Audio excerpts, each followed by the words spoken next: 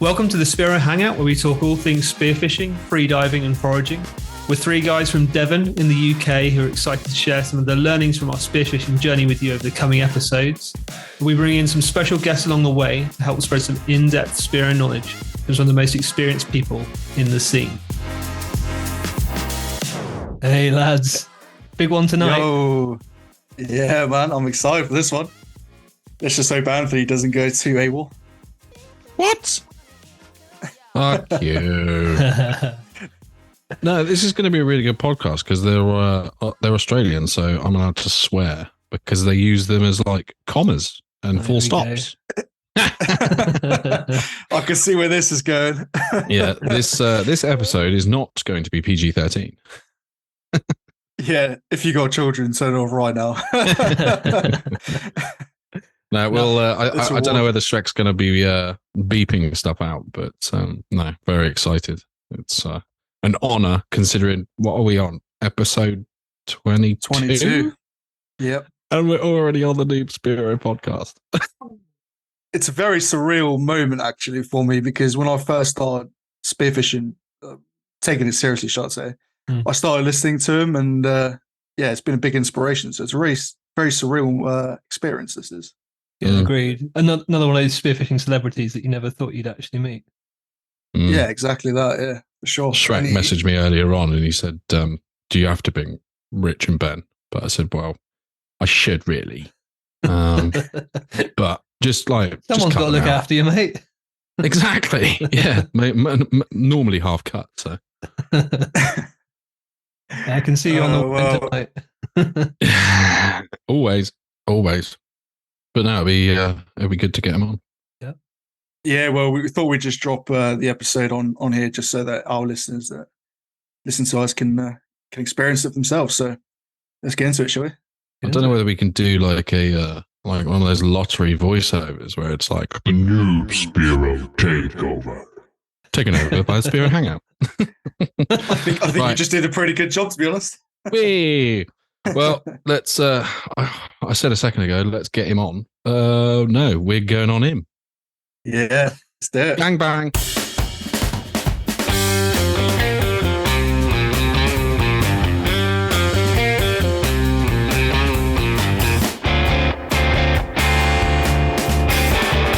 All right, you're back with Shrek aboard the Noob Spearo Podcast to head out and interview another bunch of legend Spearos from around the planet. Today, it's the UK.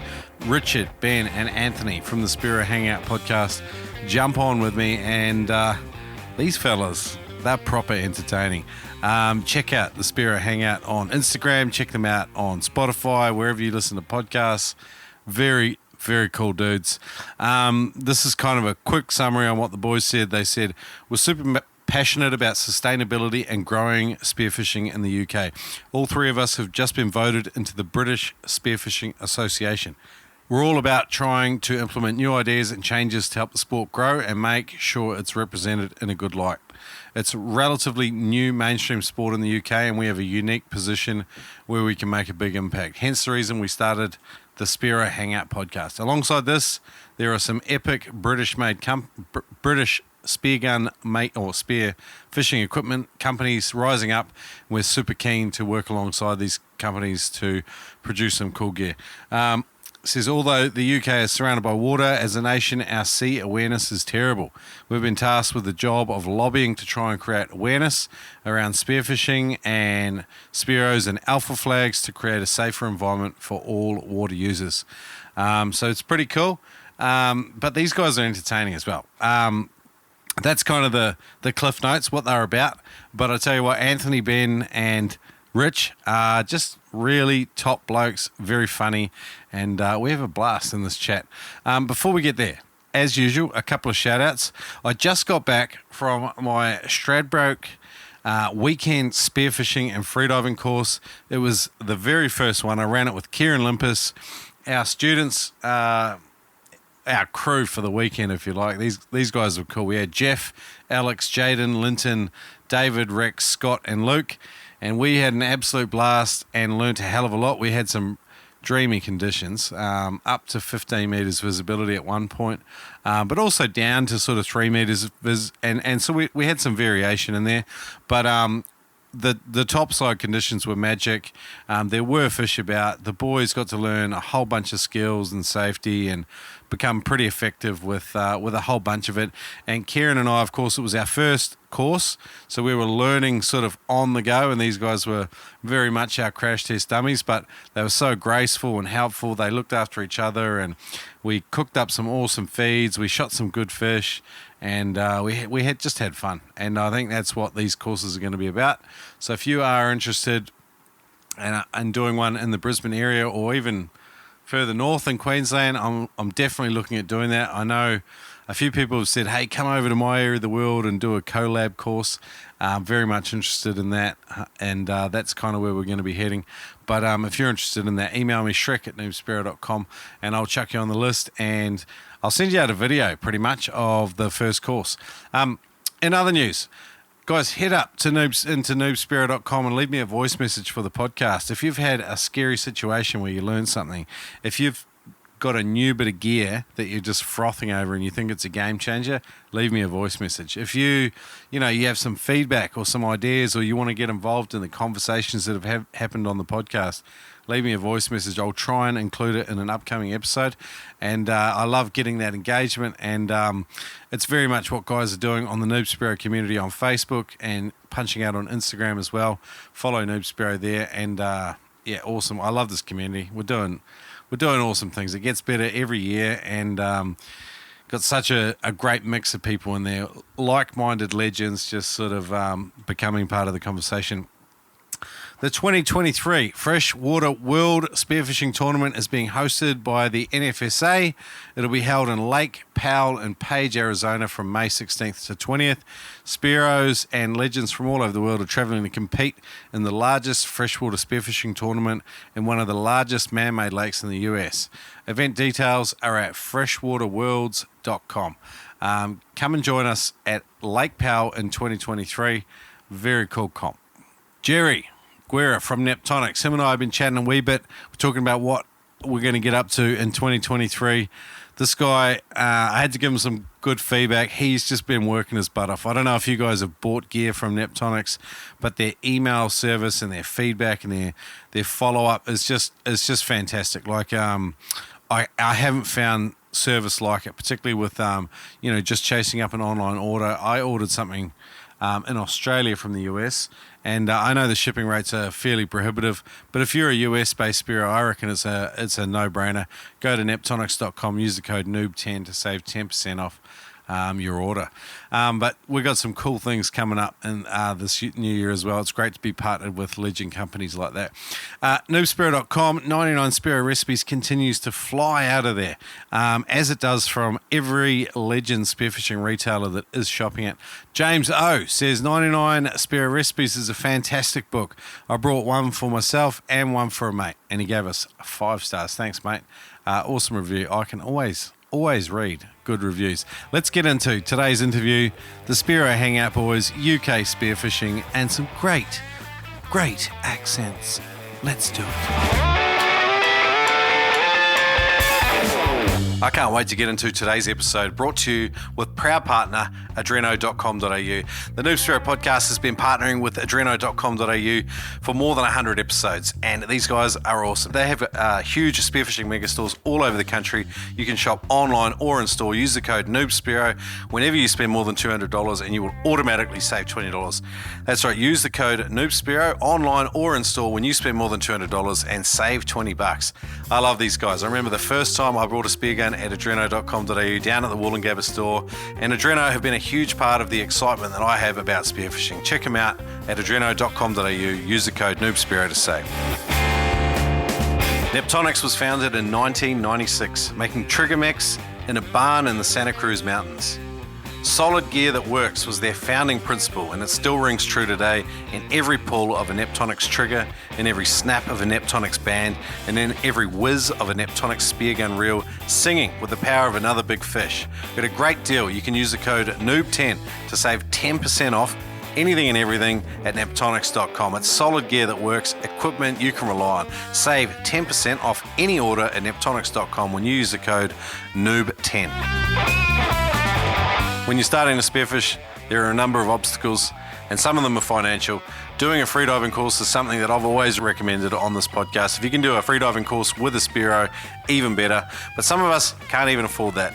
I've got good news for you. Today, you can do a freediving safety course for free at noobspearo.com/TED. This course is brought to you by Ted Hardy from Immersion Freediving. He's got a passion for helping Spearos to dive safer, smarter, and have more fun as well. This freediving safety course is practical and it's free. Check it out at freedivingsafety.com or go to noobspearo.com/TED and you'll find it there as well. Again, it's a free course just teaching you the basics of freedive spearfishing safety. Check it out, noobspearo.com/TED.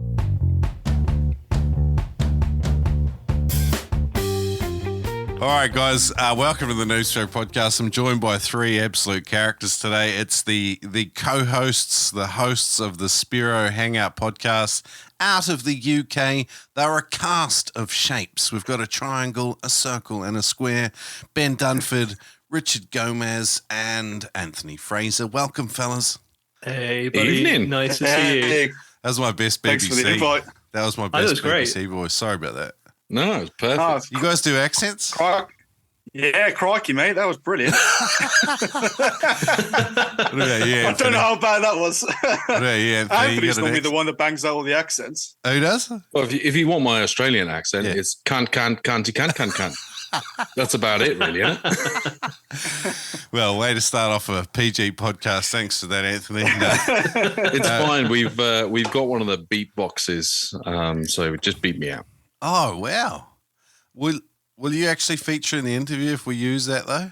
Yeah, 100%. Every second or third word. Yeah. Awesome.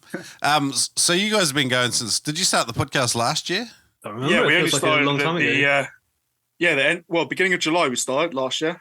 And you pumped out like 20-something episodes already. Yeah, we're on episode 22 now. So Nice yeah, job. we've been trying to do them on the regular, but as you very well know, it's not the easiest thing, is it? So we try our best anyway. Let's put it that way.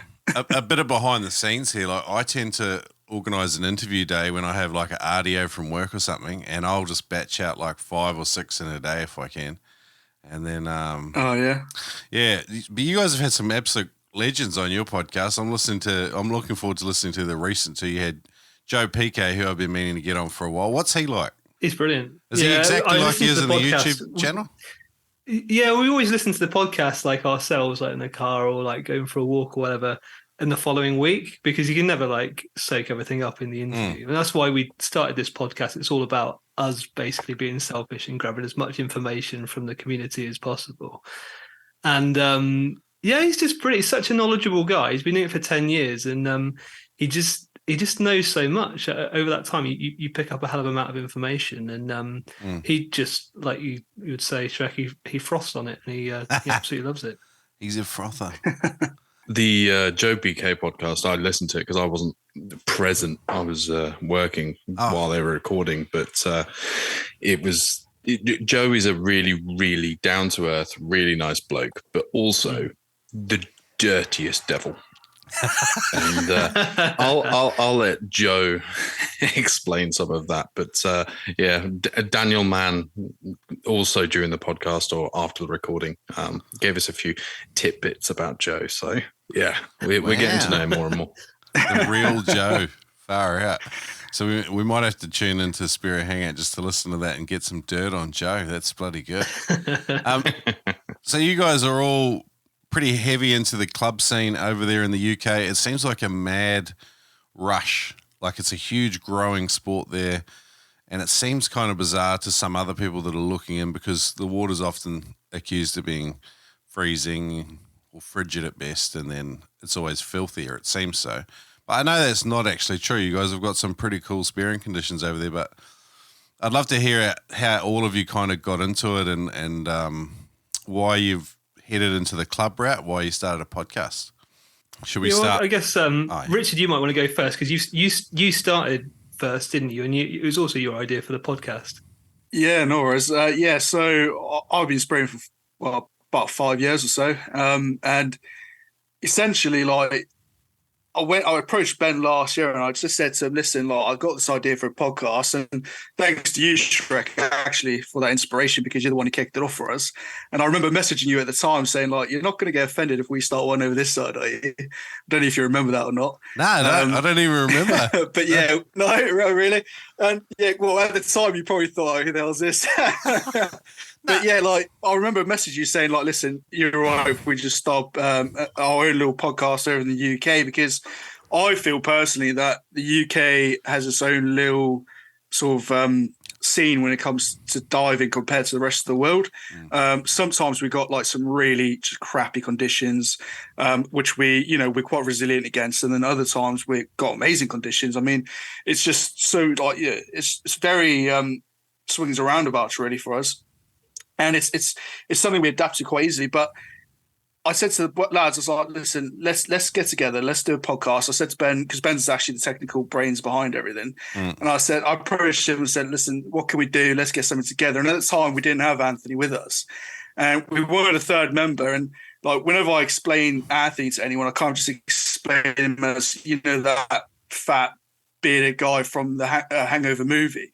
That's Anthony, basically. We needed that sort of element to the podcast, and me and Ben said, all right, let's ask Anthony if he'll jump in and get involved. And yeah, ever since then, us three have just been going for it. Our podcast, we wanted to just be ourselves. We don't want it restricted in any way, shape or form. Like, if you don't want to hear swearing, stuff like that, then don't come over. But that's just who we are. We just want to talk to people. We just want to be ourselves, and we just wanted to really find out how everyone's doing everything, how they are, different parts of the country in the UK, you have to hunt in different styles, basically. And we just wanted to get the load down on that and find out what was going on. But yeah, I mean, the club scene, this year we've taken a much bigger role in the club. So Anthony actually is the new chairman, so I'll let him go into that. But I'm the new social media manager, thanks to Anthony. I wasn't actually going to be, but he put my hand up for me. And it's great though. I mean, like, we've been involved in the club this year a little bit, last year a little bit, and it's been fantastic. I mean, the amount of people that we've met, there's some guys in the club who've been spearing for like 40 odd years, and the amount of information you get off them is unreal. It's just it's fantastic. But yeah, this year, we're going to be getting, I keep getting 2022 and 2023 mixed up. We're going to be getting involved a lot more in the club this year, because obviously now Anthony's chairman, I'm social media manager, and I'm actually on the committee for the Dorset BSA, which is my local club. Okay. And yeah, so it's something that we're really going to try and push sustainability and other bits and pieces. But I'll let Anthony go into that in a minute. But yeah, that's how it started for me anyway. Well done on just being able to have turns at talking. It's so easy, like when you're in a group podcast, to talk over each other, and it's hard because you're talking about something that everyone's excited about, and so it's pretty cool. I think you guys have got a really good balance. So Anthony, like from what Richard's told me, you've only been spearing about a year, but you came in 9th in a comp this year, and you started competing only recently as well. And he also says that you're the punching bag of the podcast. He says you love to be ripped and you won. These are the great facts to find out about you before I met you. Yeah. So, I mean, first of all, I'm extremely complimented by the likeness of, I would say, comedic value of Zach Galifianakis. That guy's a legend. Yeah. I wouldn't say, I would have said Richard Moore is that between two ferns is some of his better stuff, I reckon. I love that. I've watched every single episode, and I think my comedy value has always been from my upbringing. My family's always had a bit of a dark sense of humor and sort of a lightheartedness where really we don't get offended by much. And I've just been brought up with ripping the living hell out of each other. And normally I would replace the hell word with something else. But I'm now the BSA chairman, so I had to be careful with my language at some point. But I started spearfishing after seeing what looked like member of the SAS mounting a small surfboard, getting into a local beach with a quite attractive blonde on a stand-up paddleboard following him, and he had a spear gun in his hand. I was with my other half, and I was like, what the hell is that guy doing? I don't care what it is. He looks fucking cool. There's the language. I just want to get into it. And so within a week, I'd already been down to the spearfishing store in Plymouth, met Barclay, met Joe PK, spent an obscene amount of money, and got everything I possibly could. Obviously started off with the plastic fins, but went for the full suit and everything, and went out like the following day. Lost the first spear because as I shot underwater in 50 centimeters viz, the mono wasn't attached properly. No fault of Barclays, but the spear then disappeared into the ether, and really just fell in love with the feeling of just the separation from life to being in the sea, and just absolutely fell in love with that feeling of being in the water. And then over that year, met everybody, immediately joined up to the BSA, and at the time it was the X Spearfishing Club, and I'm still a member of the ESC, which is the local club with, as Richard was saying, an extremely experienced group that had been spearfishing before the BSA was even a thing. Spearfishing in the UK is, as Richard was saying, quite difficult because of the viz conditions, our weather patterns. Joined the ESC, fell in love with the sport, and last year was just amazing. Spent the whole of winter, because I was still, as you would say, frothing on the sport. So I was in for 8 hours. There was one session I remember I went out spearing with Ben, and I went out spearing with Dave O'Callaghan on his boat. Went out for 6 hours, and obviously we still had a bit of light. And after those 6 hours, got in the car, drove an hour to go and meet Ben, and went and had an evening session grabbing flatties. Beautiful. And so it was the best part of 11 hours in the water, but just absolutely adore the sport. Last summer, got into the competitions, loved those as well. Again, like Richard says, now that we're part of the BSA, it's just trying to look at the sustainability aspect from the UK scene and trying to make sure that we're not necessarily appeasing everybody we can, but just looking at it from a common sense point of view. Like on the wrasse front, I am an advocate for wrasse. I adore them. They're tasty. They're really, really good. But during a competition, do we need to shoot all the wrasse in, the 2 miles of sea that we're doing the sport in? Had a really, really good competition, and then ended up having the AGM, which is the annual general meeting for the BSA. Maxime Blondel, who was the chairman last year, stood down. The Frenchman. He's another episode of yours. I listened to that one. Yeah. Absolutely. A phenomenally experienced Spearo. It is now bringing in a new level of courses into the UK that he's going to, obviously, he's trying to push into the UK so that Spearos are more safe while they're out either solo diving or buddy diving, obviously, which we advocate. He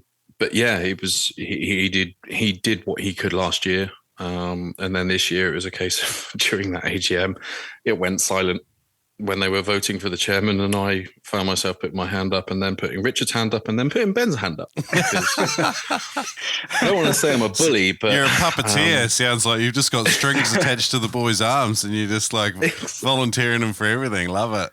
Exactly. Before Richard even said it, I didn't realize that Rich and Ben had conversations before the podcast, before I was involved. So I'm even more honored now to be involved. But I've got to bring some form of humor to the podcast, otherwise everyone will go to sleep. That's bloody good. I want to come back to you in a sec, Anthony, and I think we should talk about the equipment hurdle. It's a significant barrier to entry for a lot of people. It is a good lump of capital that we throw in to get started spearfishing. We'll circle back to that in a sec. I just want to hear a little bit more about Ben. So, Ben, you managed to finish 5th or something in your start point species comp. How many people compete in this comp, and how did you manage that? Well, I guess there's 30 or 40 people compete, and I think I don't think I'm an amazing spearer. I think it's probably just that I spent a lot of time in the water this year. That's what it's all about, right? Getting in as much as possible. But I was quite dedicated to the cause of finding different fish. So the idea with the species hunt is you need to get, it's from a list of, 20 different fish and crustaceans and shellfish. And you need to get 3 of each species, and each one is worth a certain number of points. So, for example, a Dover sole, really tasty fish, quite rare, I guess, 7 points each, whereas a bass, a bit more common, and it was like 2 points each or something like that, maybe 4. So yeah, I just thought the idea was such a really good introduction into where to find different species in the UK. I think the UK's got a bit of a reputation for being quite boring, and then you've only got pollock and we've got bass, and that's about it, maybe some mullet. But actually I shot, my first year of spearfishing, was 16 different species. Wow. In the end. So there's actually quite a lot of diversity in the UK if you know where to look. It's just that, a lot of people are just out hunting bass, and that's great. If you like bass, brilliant, and that's what you enjoy. But for me, it was quite nice learning, because it's all different techniques, right? So for a bass, you want to be, well, the way that I've found most of my bass is like in real shallow water, hunting amongst the stringweed and kind of looking for shadows and trying to just go really slowly and kind of sneak up on them. Whereas with flatfish, it's a bit different. You need different kind of conditions as well. You need really good biz to hunt for flatfish, or if you're hunting for red mullet, different stages of the day. Like there's all sorts of different factors that and different terrain, different kind of things that lead you to different fish. And for me, that was just really exciting. I've always loved the sea. I grew up by the sea, always going fishing with my dad and my brother and my sister, and just being able to take all that knowledge and apply it to being under the sea, like with the fish. It's just it's taking everything to the next level for me. Your enthusiasm for it all's like pretty obvious. I think you've got probably what I would tend to say an analytical mind as well. So you've found a way to really make the most of that in a really relaxing and calming environment. With the competing and competitive spearing in general, I think sometimes it gets accused of taking us away from that, enjoying just the frothy aspect of spearfishing and getting us more into like there's 5 points and 3 points and and it's sort of distracting, and it's like we're taking our world into this place that is supposed to be like it might be true for some people actually, Shrek. That probably is the case in some kind of worlds, but for me, certainly this year, maybe I'll take it more seriously in the future, I don't know, but for me, I shot 5 fish, count them fish, I don't know, on the first competition, only 2 of which were, which counted, because I shot, was it 2 cuttlefish, a flounder that was a bit too small, still legal, but didn't fit in a place, another flounder. So for me, it was about, I'm just going out spearfishing. I'm going out with, people that I like spending time with. Yep. And like at competitions, you learn so much. You get to kind of talk to people who you wouldn't normally talk to. Yeah. You get to soak up all the information around the gear, where people have gone, what kind of places they were fishing, what fish they're bringing back from those places as well. So like that first competition, we saw some huge red mullet pulled out. And, I made it my mission that year to go and get a red mullet. And I did. I got 3 red mullets. So it's just stuff like that it gets you really excited. So I would say if you haven't done a competition, just give it a go. You might like it. You don't have to take it seriously. It's not the Olympics, right? I think you've found a nice way to make it work for you. Like it just it's added to the experience for you rather than taken away from it. I like the fact that it does make you a better hunter too, because I think when you are hunting a variety of species over, as you said, like a whole different array of terrain and conditions, then it forces you to think and adapt and know what you're doing. That's for sure. Boys, we chatted before. Anthony mentioned earlier about that huge amount of money you spent on your first lot of gear. Richard, you did it. You started 5 years ago. So how did you just slowly acquire stuff, or did you just jump in with all the wrong stuff, or was it all the gear and no idea? Oh, well, I had no idea and hardly any gear, to be honest. my brother actually is the one who got me into spearfishing because he became I think it's level 4 qualified freediver. So I sort of got into it from him, and we started off by going down to one of the shops and just buying some cheap, like 70 semi, the cheapest brand you could get off the rack, basically. And I always refer back to this joke on our podcast where I say, my brother still shoots fish with that gun today, and it's like the rustiest, dullest thing you could ever find. It still shoots fish, and the point is that you don't need to spend heaps on gear, do you? One of our really good mates, David Callahan, who we referred to earlier. I mean, we joke because we do joke around, but in fact, it's true. He has this spear gun, which is literally basically a broom handle, which he's adapted into a spear gun. And I don't know how long he's had it, but Anthony, I'm sure, knows. But it only recently broke, and that's probably why he's got a new gun. I mean, it just goes to show you don't need all the fancy gear. But I started off with a 5mm surf wetsuit actually, and sort of in my third year when I started to get a bit more serious about spearfishing, that's when I started getting, bits and pieces and everything else. And I must admit, this year, my last year that I was spearfishing with these lads, is that, when I've started to really get serious about spearfishing and started spending a lot more money on gear and everything else that goes with it. So now I'm rolling with a carbon gun, and I've got the, my big, as the lads like to say, my big boat, but it's it's a bit of a fancy float, but it does the job. What have you? And what sort of boat did you buy? You bought a rib? Was that you or Anthony? Oh no, that's Anthony that's got the rib. So and look, that's after 1 year. I mean, we've all been there. But the other thing that you're forgetting to mention is the reason why you have the carbons and how many blowjobs you had to give to borrow the carbon guns from Daniel Newman. Hi, Dan. I love you. And the only thing that I would interject and put in is that the nicknames of a couple of the names that have been mentioned now is Dave O'Callaghan is my sugar daddy. And it's kind of also the reason why I have it's kind of like the people that watch YouTube and learn 80%, or the old adage of you can learn a skill to 80% really quickly, or 90% really quickly, but then the last 10% takes a lifetime. I've been very fortunate to be with Davo, and Rich has been very fortunate to leech off of Daniel Newman. But it's that's a Pareto principle, eh? Like you 20% of the effort for 80% of the result, but then the rest of the sort of the skills and expertise take a lifetime to acquire. Yeah, sure. Yeah, that is. You stand on the shoulders of the people that have gone before you. I think YouTube has opened up a whole new world for us. Obviously, podcasts as well, and books, and there's online courses and all sorts of stuff. So for sure. I mean, these two boys owe me everything because I think I took both of them on their first dives. Actually, I might be wrong. Did I or not? Not the first dive. First boat dive, to be fair, though, mate. Okay, fair enough. Little blow ups. You didn't take me on my first dive. However, I owe you for conquering my fear of the kelp. Oh, I thought I broke both your cherries, man. Oh. No, only the anal one. Yeah. Only the bedroom one. Exactly.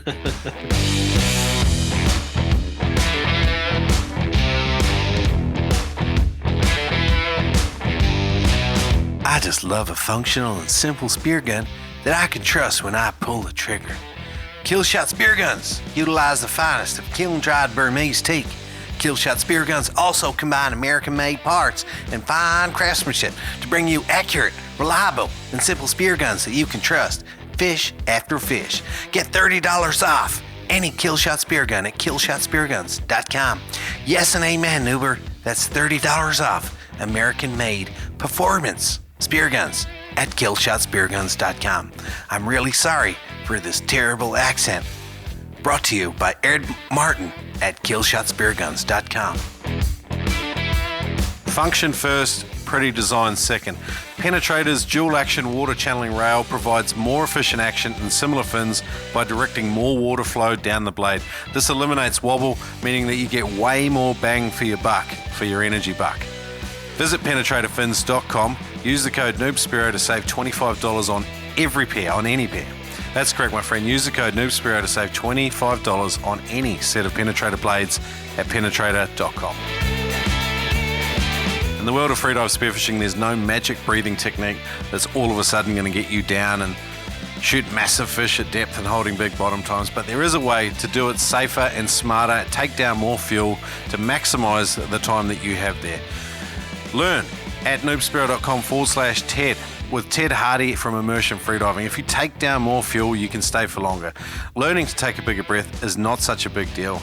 Ted breaks it down for you with a free online course at noobspearo.com/TED. Take down 20 to 30% more air just by learning how to take a full breath. Again, learn how to do it free at noobspearo.com/TED. Great news, guys. Adam Stern has made his freedivingfamily.com courses available at a discount for the Noob Spearo community. If you get on freedivingfamily.com, use the code SPEARO, you'll get 20% off any course. There's a bunch of sick courses on there. There's an equalizing stage 1, there's an equalizing advanced techniques video there. They're two of my absolute favorites. If you have any problems with equalizing, go to freedivingfamily.com, get Adam's course and use the code SPEARO to get 20% off any course. Check it out at freedivingfamily.com.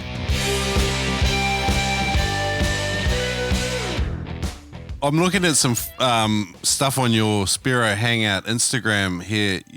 You boys look like you had a pretty good sort of back end of 2022. Yeah, it was amazing. It's all over now. We haven't been in the water for a few months, unfortunately. But I was going to say, last year was just epic. Yeah, I mean, we were out when we could get permission 2-3 times a week, almost every week. It was great. And we don't just dive together. We've got a few other close friends that we dive with as well, but a lot of the time it was together, and it's always a real good laugh, isn't it? Mm-hmm. Yeah, I mean that competition that we were talking about, the species competition, that was a great laugh between us three last year, wasn't it, lads? I mean, the amount of time we were ripping out of each other, like, I'm ahead of you now, and I'm ahead of you. And I mean, Ben was even sneaking dives in without telling us, just because he wanted to get ahead of us. It was at the beginning of the species comp for the start point, I was leading, and the only reason I think I ended up coming 9th was because of the fact that I was ribbing everybody and saying, I've been spearfishing 6 months and I'm first. So what are you lot doing? Dave O'Callaghan soon sorted that out. Perks of being retired. But last year was created so many memories, and even banter sort of between the groups. Shout out to the East Devon Spearos. It was, you'd go for a dive, think you did well, and then suddenly you'd find out that somebody else has been down the road and they'd caught twice as much in 3 different species. And it was like, why didn't you say you were going out? I'd have come with you. And it's just all banter. So no, it's an amazing season. Part of my, like, these species comps that happen, they're kind of everywhere now. I like them. I like the idea of them. The only thing that sort of stops them from happening, I think, is the administrative burden. Like, some poor bastard has to go through, make sure that people aren't lying, cheating. Things, right? Yeah. There's got to be photos and dates, and then they've got to tally it all on some spreadsheet that's updated regularly so that everyone can see the progress and no one's accused of anything. Wouldn't it be easy if there was like some app in this space that just helped us all do this with ease? I reckon that. I think it would, but I'd say, I mean, that could be the Spearo Hangout UK. The Start Point UK Species Comp last year made Big Brother look like Balamory, and it was just like, what? Especially, I mean, even to literally the final few hours, there was drama, and it was just like, what? And it really did show the true colours of a select few, but it was the competition between friends. But I think the admin of something like that, again, it depends on how much you anticipate people joining in. I think it's the same that we're going to find with the BSA. It's how much you're willing to volunteer your time for your passion and love of the sport. I think next year, if Start Point decide not to run a species comp, I think there's probably going to be conversation within the BSA to have something similar, because it does bring a lot of sort of motivation and difference of species. You're not just going out on a boat and smashing your 2 bass a day or 10 pollock each. You're having to think and hunt differently. So with the crustaceans, as we all know, there's no point in taking your spear gun when you go and finding lobsters and crabs. Go out and specifically hunt one thing, and it just makes you focus. We're hoping for something this year. I think you guys are onto a good thing. Like when I started spearfishing, I remember, you do realize you only ever shoot exactly what you want. So it is selective. And it is sustainable when it's practiced correct. But sometimes we kind of deny the fact that we're a very specific form of pressure, often on a very small part of a coastline. Yeah. And we're a unique pressure. And so we need to have that awareness, because some species are very vulnerable to spearfishing as a unique pressure. So there is a level of maturity and understanding, I think, that everyone has to have. And I don't necessarily think that laws and regulations are the best way to inform people's ethics, because if people just know, they tend to do or want to do the right thing anyway. So it's just trying to educate people so that they understand. I think it's more effective than laws and regs. What do you guys think? Absolutely. Sorry, Ben. The only thing I'd say on that is that, yes, the most recent form of spearfishing may be unique in that we have considerably advanced the technology that we use while spearfishing. However, fishing from the shore has been something that has gone on for hundreds of generations. I mean, I don't know the research, but I would put my house on, it's been going on for thousands of years. We as a species have been hunting from the shore for a long time. I think combined with the likes of commercial fishing, the sea has taken a massive toll. It's been hammered. And the commercial side is where I believe the focus should be more on, but also the same as with plastic recycling and every other type of sustainability and eco-friendliness, we all need to take account for, what we're doing. One of the conversations that we're going to have in the BSA this year is about things like wrasse during competitions. If people aren't going to be taking the fish home and they're shooting them specifically for sport, in whether we should allow that as a country or as a competitive nation. And it's the other side of it is, if I were to go out on the boat, and I did with family a couple of weeks back, and I land on a shoal of 8-pound pollock, thousands strong, you're damn right I'm going to be filling the freezer. But I'm not doing that every day. Whereas the hunter-gatherer side of what we used to be in what I would say was the old school fishing, we had to go out every day, but there was no commercial pressure. So the fishing of the shoreline is completely different. I think it's such a difficult thing to weigh up and have conversations about. And it's just being as sustainable, inverted commas, as you possibly can. Yeah, I think you do have to be careful though. I used to go river fishing for trout when I was younger. It's quite a small river, so it can't really take a lot of pressure. So you used to be quite aware of that, and certainly something that my dad built into me, that if you catch a 2-pound trout, you put it back and maybe take one a year or something like that, because those are the fish that are going to provide the next generation. We see it with scallops. So we've got a few local scallop spots that over the last year or so have been a lot less productive because they've been hammered. So I think it's more obvious where you've got like a smaller location, like a river or lake or something like that, or you've got a population that doesn't move around like the scallops. But I think it applies to all kinds of fish. And going back to the species hunt, it's quite nice if you take different species, because then that one species doesn't have all that pressure. I think going back to what Anthony's saying, the things that annoy me are where you have fish like wastage, and whether that's us shooting fish that we're not going to eat at competitions, or whether that's commercial fishermen netting things that they throw back that no one's going to eat, or the seals are going to eat.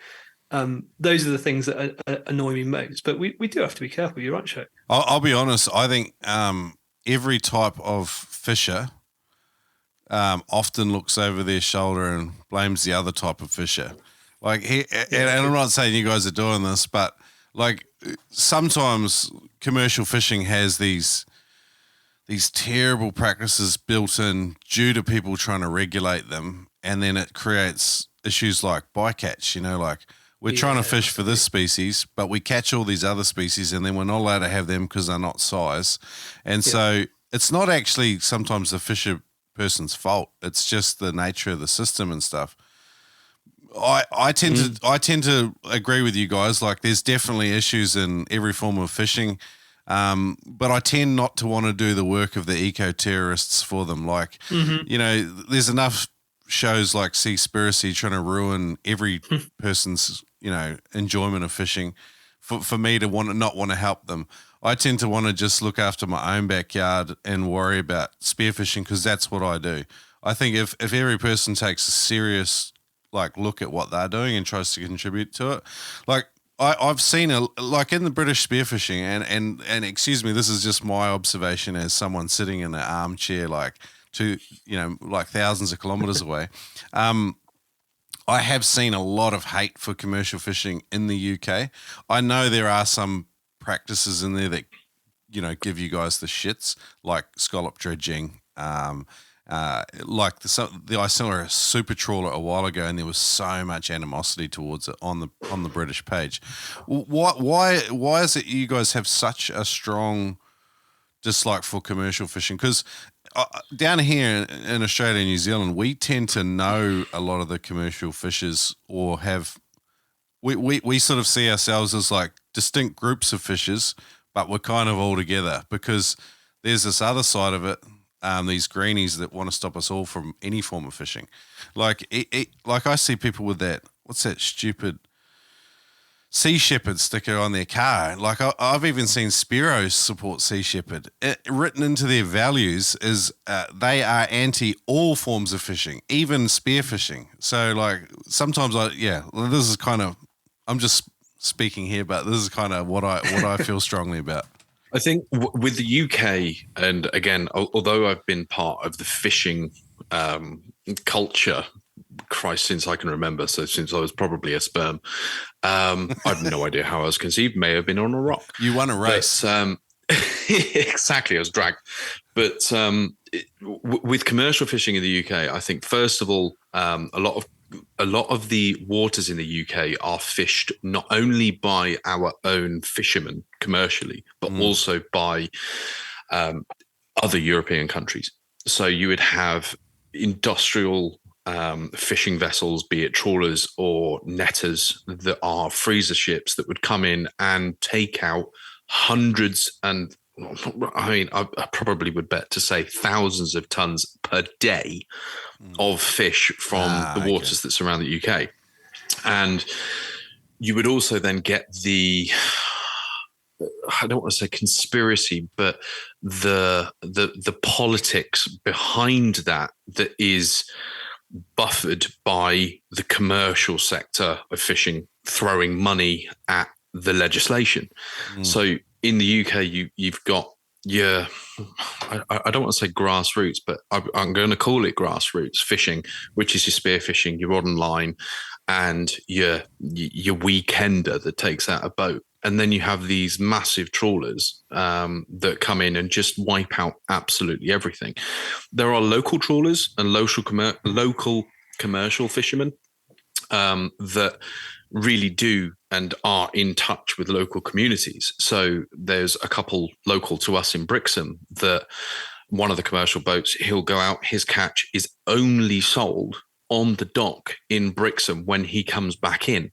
And you can't get fresher than that. And he sells out often. But when you see not only the foreign commercials coming in and wiping out the local population of fish, but also the local big commercial ventures taking all of that fish and exporting it. And you sort of, as a local, and like you were saying, Shrek, you want to look after your own backyard. Like in Devon and Cornwall, that is where I would class Devon, Cornwall and Dorset my backyard to be, I want to look after all of those waters. I'm an advocate for looking after the whole of the UK's waters. But if I see a commercial vessel that is dredging or netting all of the local population and then sending them to some other country or to become feed for a farmed fish enterprise, it's just like it feels like it takes the piss. Yeah. I can relate. Like here, like that, we had this huge marine park they planned down in sort of southern Central Coast New South Wales, which is a fair bit south of me. It was a marine park plan, and they basically plan to lock out 85% or 90% of all possible shore-based spearfishing entry like ground.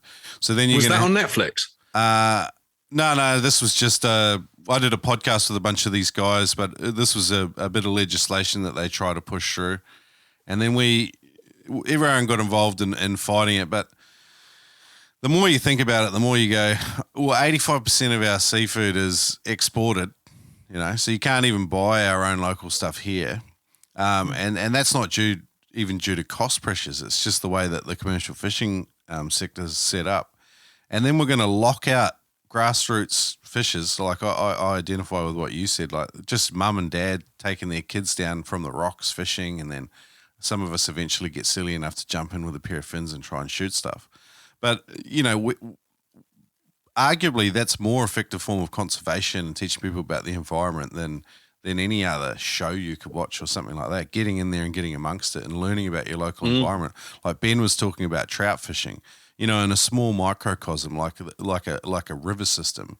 If you do take out a fish, you actually do affect possibly hundreds, maybe a kilometre of reef system, of river system. So you've got to you develop this awareness by learning through doing, and we want to take it away from people and then make everything commercial. It gives me the shits as well, so I can relate to what you said. Anyway, this is a delightfully friendly, lovely conversation, guys. All I'd say to this is I am probably as far from an eco warrior as can possibly be. My daytime job is I'm a used car salesman, so I'm digging up and using the dinosaurs as fuel as much as humanly possible. But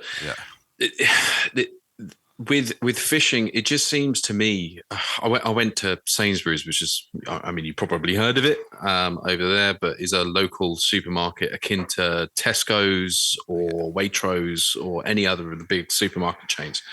And I'm just down the road from Dawlish, which is a very small, only really a what we call a grockle or a holiday resort town.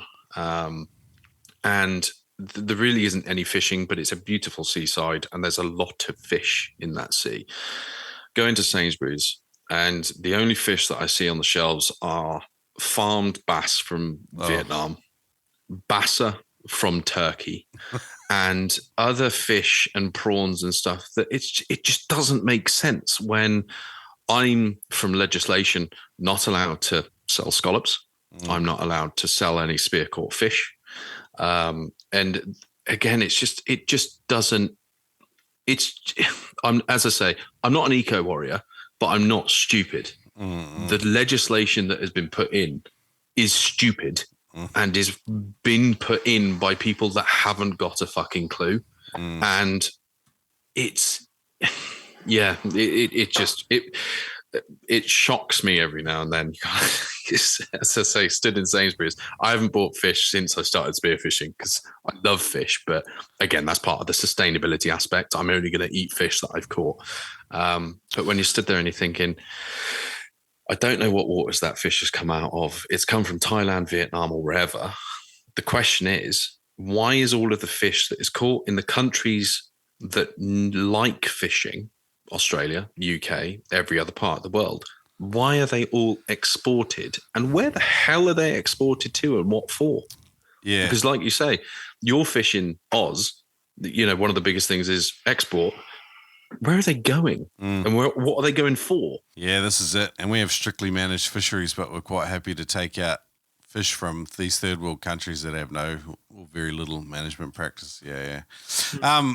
Delightful conversation. Let's move into the fun world of cooking. Ben, I'm looking at your Instagram profile. You're the Spearo Kitchen, mate. You're a bit of an artist. You like to dress the old food up a bit. Oh, mate, I love it. Yeah, it's I've always been into cooking beforehand, but there's just something special about catching your own food, growing your own food, and putting it all together. Well, I buy most things that go with it. I do have a garden. I'm not very good at gardening, but I really like the idea of bringing all these things together to make something that is a bit like it's quite rewarding.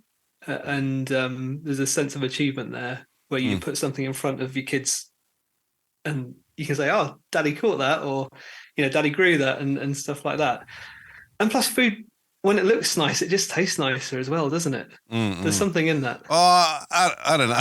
Like, I've got the plating skills of an ogre, as my nickname suggests. But I haven't seen your book yet, Shrek. So 99 Spirits. Can we get hold of that in the UK?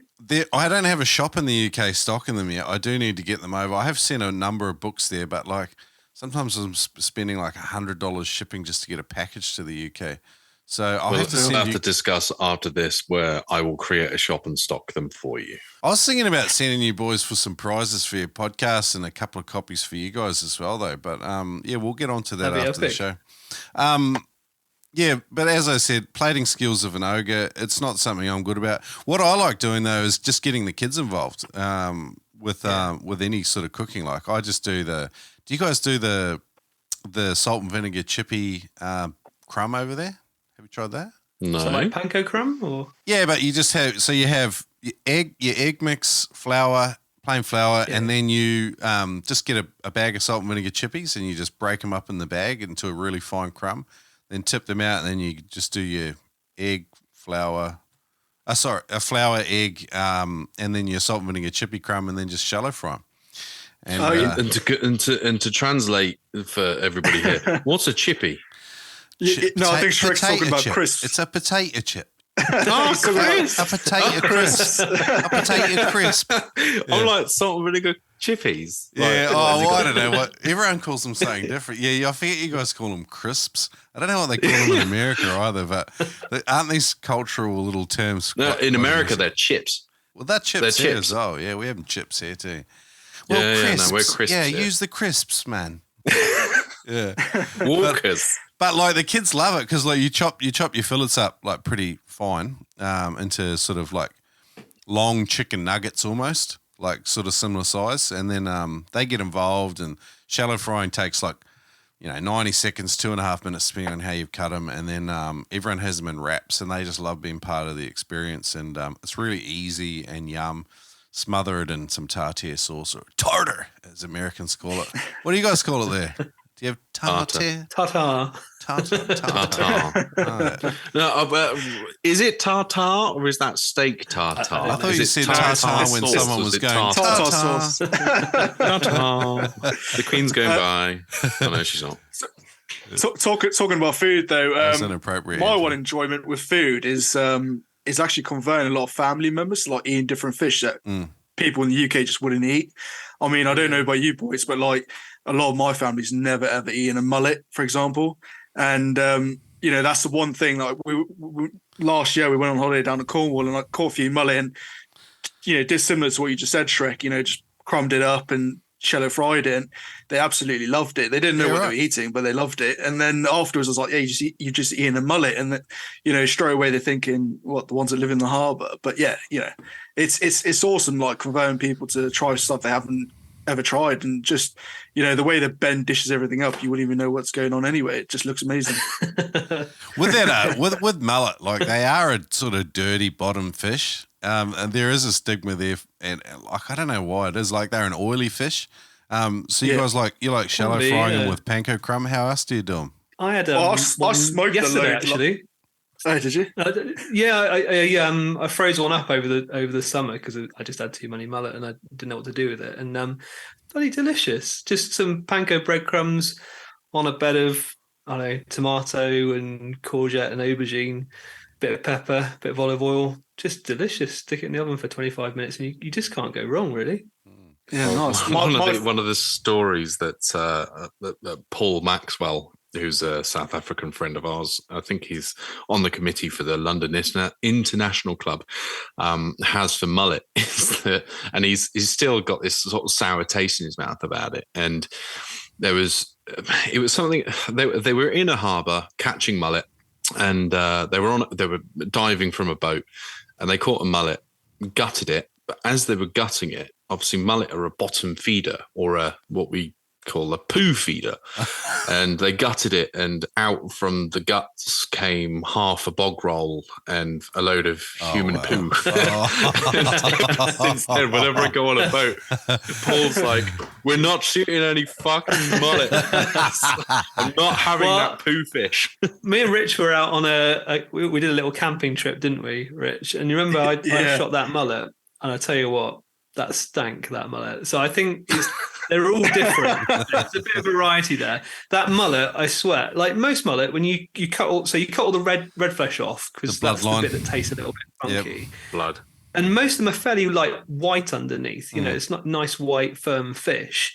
This mullet was like proper greasy. Yeah. It was brown. I mean, it was dark, so we were shining on torchlight.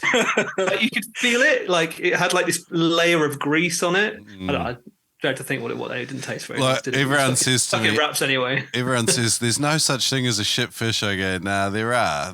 Yeah, I've caught a few. Like, I watched the dude. My favourite way of cooking mullet up last year, though, was to like whack a whole load of Tex-Mex seasoning on them and chuck them in the smoker. Oh, I don't know if you've ever tried smoking some up. Yeah, they're awesome in the smoker. I was going to ask you about really your smoking setup. So what, you just got a dirty hot smoker, and what's the Tex-Mex seasoning? Is that just like a taco mix or something? Yeah, it's similar. Like I think it's actually some sort of like barbecue Tex-Mex season that we go in. It's just something cheap and cheerful. And I just got a real basic setup, to be honest. Just it's I'm actually from South Africa, so I call it braai anyway. And so I just chuck it in the braai and smoke it in there. So yeah, awesome. So, best way to cook mullet. So you're using sugar and salt as well, or is it just Tex-Mex? No brine. I just literally Tex-Mex a lot, left it in the fridge for a bit, and then just chucked it in. It's great. I mean, there's probably better ways of doing it, to be honest. I'm no high-end chef, but if you're in the, you're pretty good. You're both pretty good, actually. I've always been impressed with it. You don't share as much as I do. Yeah. It's funny with a lot of Spearos, Like, someone got offended with me calling the contributors to 99 Spearo Recipes Spearo chefs. And they're like, oh, you're not a chef, there is definitely a skill set with formal chefs, but it's surprising the secret little ninja skills that most Spearos have with cooking fish and dealing with them and stuff like that. And it's a little bit like every other part of spearfishing. You watch people in their element and what they normally do with seafood, and it's actually pretty clever. Like a lot of Spearos, they do know how to make the most of their catch. I'm always quietly impressed with some of my friends that I consider actually cavemen, and one of the things that I'm always actually amazed by, and that I've sort of realised since watching a lot of YouTube, is in the UK a lot of our fish are, I'd say probably at a push you might get a 10-pound fish, but versus the fishmongery of Oz with the pelagics and America, filleting the smaller fish seems so much harder than filleting a massive fish. 100%. Yeah, I watch a YouTube like before I go. We caught 2 bass or a couple of pollock, and I'm like, yeah, I'm gonna fillet them. Let's watch a YouTube just to refresh my memory how to pinbone. Yeah. And then they're like, 2 swipes, and it's like, oh yeah, they're like half of a fish is falling off. I'm like, I've been here for 45 minutes, and this fish has been molested by my knife. It's like, my God. Yeah, I'm going to be honest. Like, one thing I get snobbier and snobbier. Like, some of the small species are, delightful on a plate and stuff. If you want to do like a reverse butterfly and scale them and piss around with them, then fantastic, do that.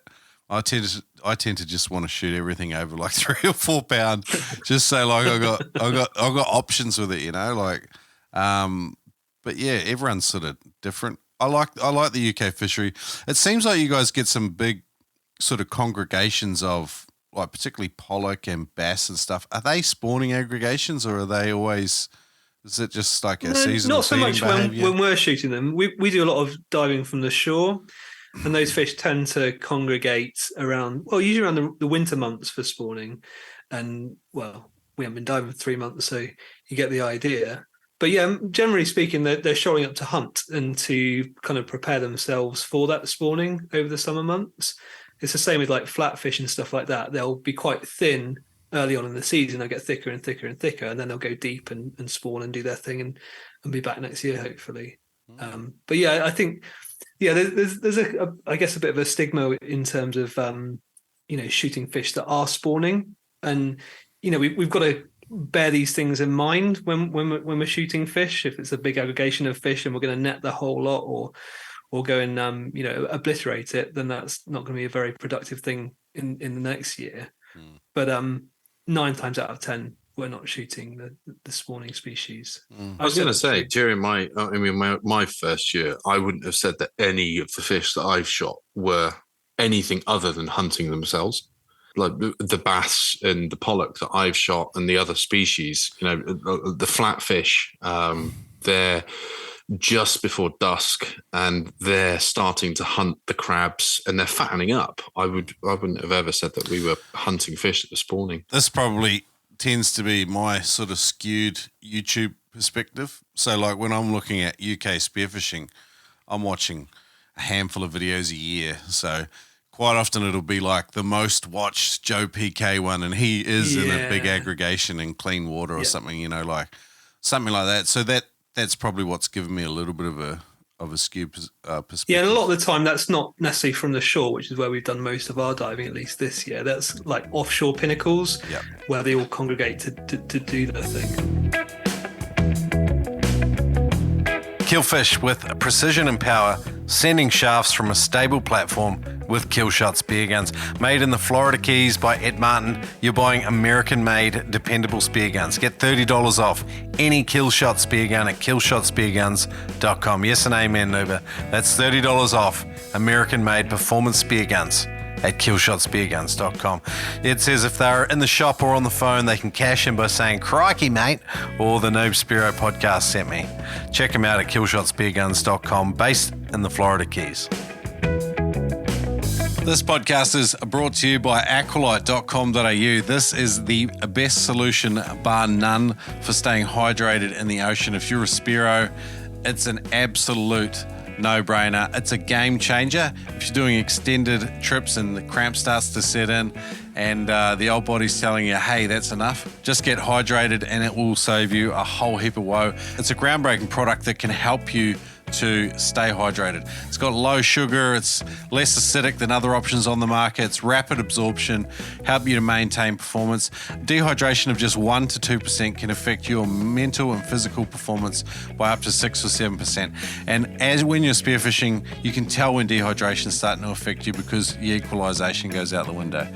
Get Aqualite at aqualite.com.au. It's scientific rehydration that Spearos know and trust. I know because one works there, and that's why we've set up this discount code for you. 10% off when you use the code Noob Spearo at aqualite.com.au. Check it out. Australian-made hydration products tailored for Spearos and a whole bunch of other people that suffer from dehydration too. But check it out at aqualite.com.au. Use the code Noob Spearo to save 10%.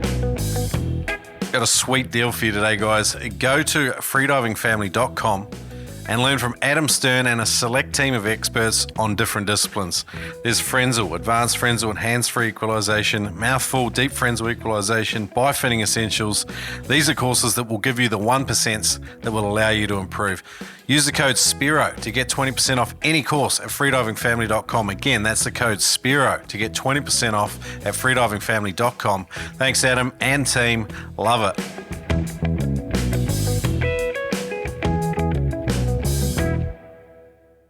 Let's go around the circle and talk about. I'd love it if you guys share like maybe your proudest fish to date, proudest hunt. Doesn't have to necessarily be the greatest fish. Just what did you do right? Who wants to start? I'm thinking Richard's starting. Richard. Well, where do I start? Let me think. So, last year, I actually won the species hunt between the three of us. because I managed to shoot a particular bream, golden-haired bream. So the way you hunt them is you have to be super stealthy. And I was given the mark by one of the club members, and it's a super shallow mark. And I was literally cruising along over this little ledge, and it's loads of eelgrass, which is a real fine type of seagrass that we get here. And the bream are just sat in that seagrass, just resting. And the minute you even so much as move the spear gun, they were just off. So I managed to find a group of them, school of them, and I spooked a few to begin with, but I had to try and keep still for as long as possible to try and get as close as I could and just let the wind push me into them. And eventually I got close enough and the spear was in already the right location for me just to pull the trigger and nab one. And that's how I managed to actually get one to secure one for the species comp. So, yeah, it wasn't the biggest one, but it did the job. And that was my best fish, I think, last year for sure. How big did it go? I mean, it wasn't the biggest fish. It was probably about 1.5 pounds. So it's, not the biggest fish by any means, but there were some bigger ones in the school. But yeah, I mean, they don't get big like that for no reason. They're a bit smarter on there. They're trying to get closer to the bigger ones. There were a couple of skills that you sort of brushed on that I want to point out. Like one is that you knew exactly where these fish were going to be. So you position your body in the right direction, and then you allowed current to do the work for you. And then you already had your spear pointed in the general direction, so you only have to make small adjustments without moving your whole body and changing everything, and that's what spooks fish. That would make me happy too. When you get those little things right, it doesn't even really matter about the fish. It's just like a self-mastery. I think there's like some real pleasure you take in it, particularly when you take out a comp, I guess. Yeah, no, it is an accumulation of things, really. As you say, it was all those hunting techniques which I had to put to practice because I hadn't ever hunted that fish before, actually, or targeted, shall I say. And being given that mark and knowing that they were there, it almost puts like that extra element of pressure on you, I think, because you know that they're there. It's just trying to find them and actually shoot one. And being able to do it, it was great. It was a highlight for me, really, for last year. And it's definitely one of those fish I'm going to be targeting this year for sure. So when you spooked those first few, did you sort of spend some time on the surface on your breathe up thinking like, okay, how am I going to do this?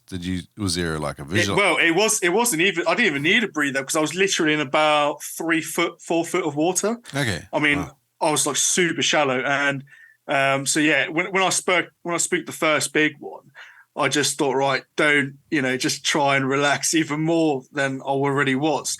And you got to keep in mind, the water temperature was already starting to drop because this is the late part of the year. So we're talking maybe, I don't know, I guess around 13, 14 degrees. So when you're keeping still for that long, I was probably keeping still for about 40 minutes just to shoot that fish. Yeah. Trying to get amongst them.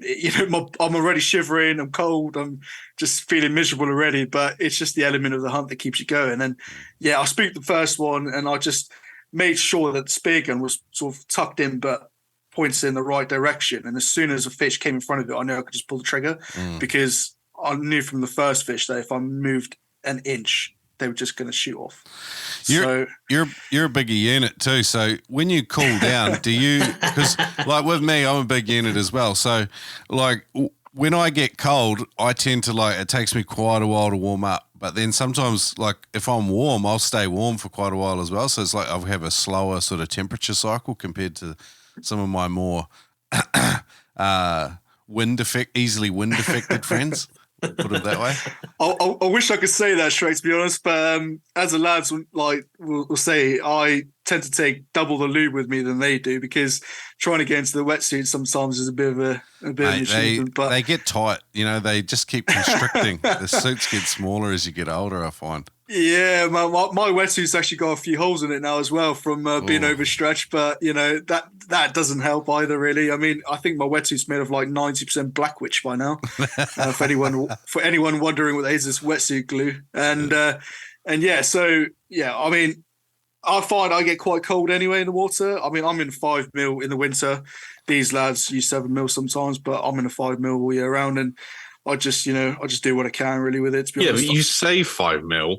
Your 5 mil, that is actually more like 0.5 mil, considering it's fucking older than I am. Anthony, I don't know if you're one to lecture, Richard, because I heard that you can't even be bothered to wash your wetsuit. I wouldn't put it like that. I would say delegation, and hence the reason I'm chairman.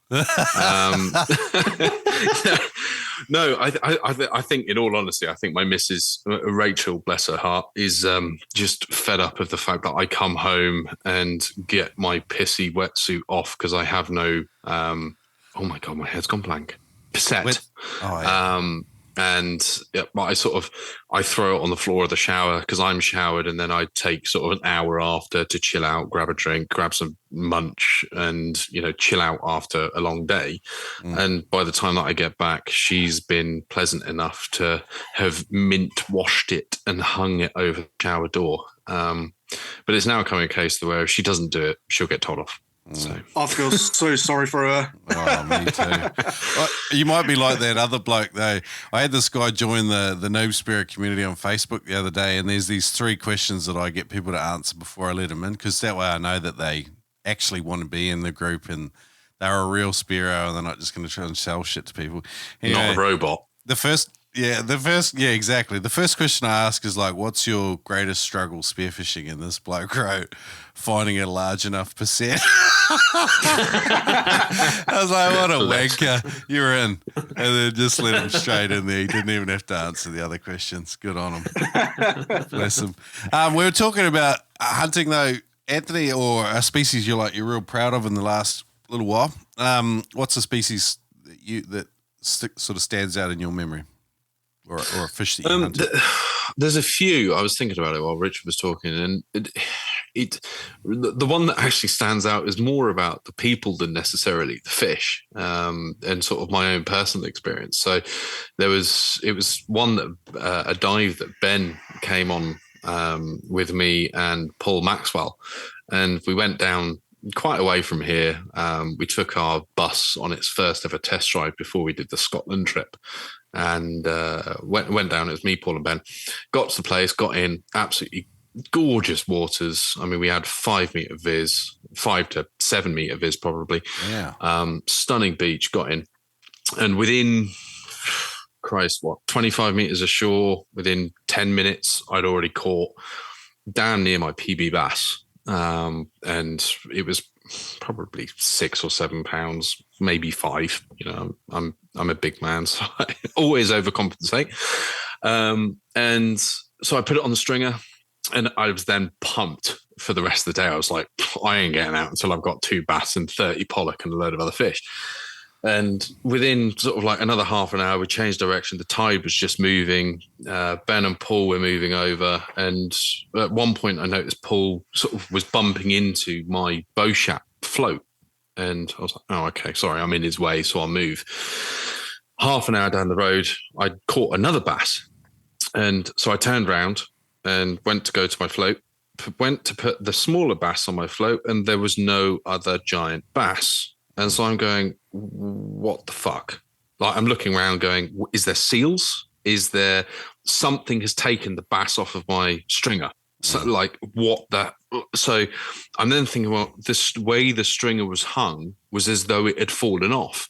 And I'd got my GoPro on my head, attached to my mask. So I then spent 45 minutes, and I'd got the GoPro footage the wrong way around. So it basically recorded 45 minutes of me swearing, being really angry with myself that I'd lost this bass, spending 45 minutes looking for this bass. And so anyway, 45 minutes later, I'm just like, I'm going to have to catch another bass.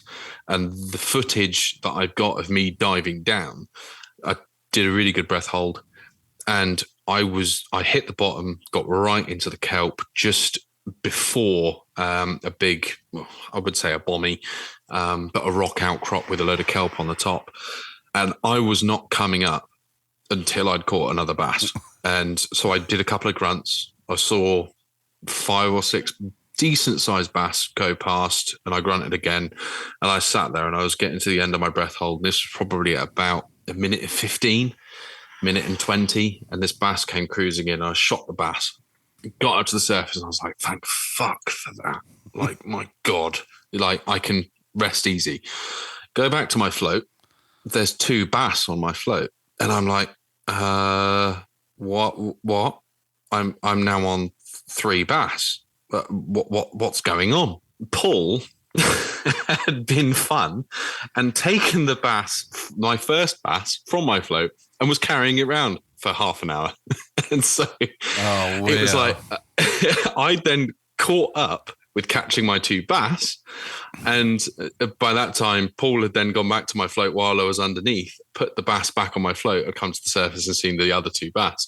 And so luckily, Ben hadn't caught anything that day. So I gifted, obviously, gave that bass to Ben, one of the bigger ones. And it was just the frustration that I experienced for the hour and 15 minutes where I was just so annoyed that I'd shot something, known I'd got it, and then it had got lost. My annoyance of losing that fish, that was more of a memory than catching any other big fish for me. Yeah, it's funny how things like that can stand out to you.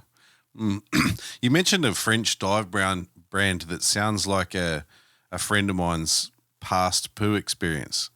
Is that the correct pronunciation? You guys are right next door to the French, so Beauchat.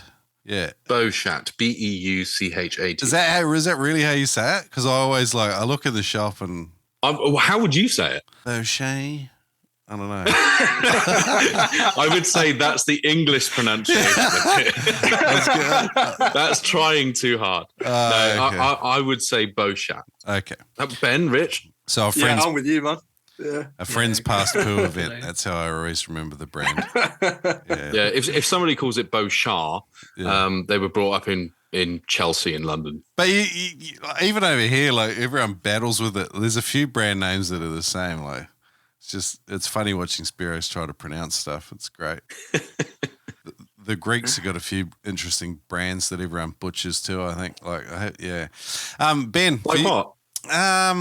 What do we got there? Pathos. Yeah. No, there's another one, I'm sure of it. What about the big spear? Oh, Mythicon. No, there's more. I don't know. I was thinking of something before. Can't remember. Dementia. Yeah, dementia. Dementia set in. It was 6 a.m. when we started, in my defense. Ben, for you? Yeah, I really struggled with this one as Richard was talking. Like, I can. Maybe it was the one that got away. Yeah, no, not even that really. I think maybe it's the red mullet. So the red mullet, I mentioned it earlier. It was something that I kind of set my sights on quite early in the season, and did quite a lot of as quite methodical square, whatever people want to call me. And I did my research, and I kind of knew where they were going to be. And the first time I caught one, it was the viz was about 1 meter. Like, it was insanely bad. And Anthony, you just joined me, hadn't you? And I was like, mate, I'm so excited. I've caught this red mullet. It's not this big. It was like this big because they're quite small. They're goatfish. Yeah. And I was so excited. I'm really excited. Anthony, of course, he comes in and catches 2, doesn't he? It's typical bloody Anthony.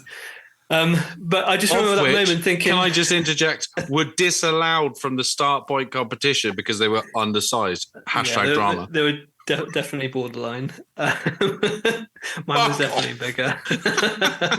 Yours was bigger.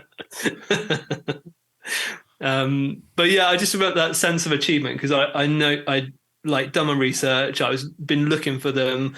I'd kind of had my sights on them because someone else had caught them. I'd be like, yeah, that'd be really cool. They're supposed to taste amazing. That was pretty cool. And I caught a couple of gurnard this year as well, and I was quite excited by them because they're a little bit more unusual. You don't see many Spearos catch them. And I think a lot of that is, and the red mullet to some extent, is like getting your eye in. Like, certainly my first few months of spearfishing, I saw fuck all really. But this year, it's been a little bit different. And, you slow down, you wait, you focus on things, you imagine the fish being there, and all of a sudden, sometimes the fish is actually there. Maybe like red mullet or the gurnard, which, both delicious fish as well. Absolutely beautiful. It's such a pretty fish. I keep wanting to make some bad jokes about the royal family. I've been really just trying to be self-controlled. I'm gonna save it. I have got a couple warmed up though. I'm just giving you the tip. Sorry about that. Not like Liz then. She's a bit cold. Yeah. Sorry. Sorry. No, not about. I'm banned from the UK now. I'm getting deported. Too soon. I'm going straight to Oz. Yeah, get expatriated as a convict. Steal a loaf of bread or something, and you can make us all feel a sense of nostalgia.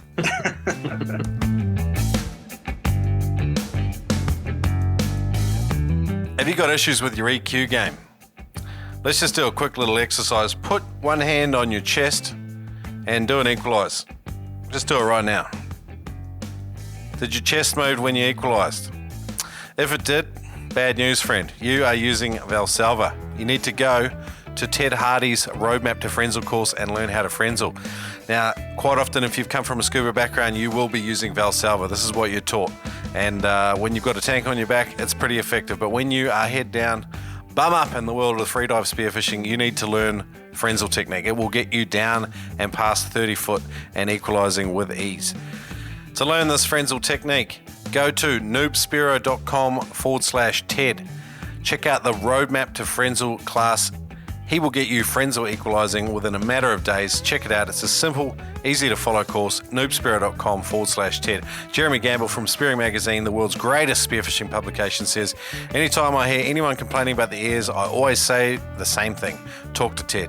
He's known throughout the industry as the guy that can fix people's struggling with clearing issues. There's no one out there that knows more about equalizing and teaching people to equalize than Ted. Check it out again at noobspearo.com/TED.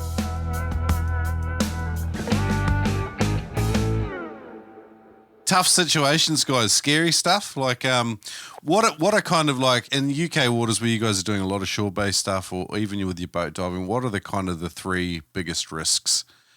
Sharks are not an issue there, are they? No sharks. No, not really to speak of. So, what are the risks to your safety in your guys' eyes? Like top three.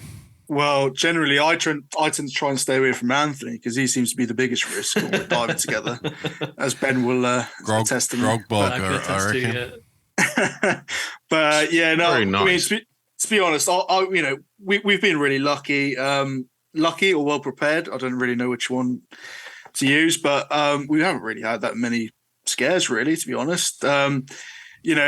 Maybe back in the day when we were allowed to dive at night, I guess that's like the highest risk time to dive, I suppose. And I'd disagree and remind you of the speedboat at a point that we went that was very, very, very close to you.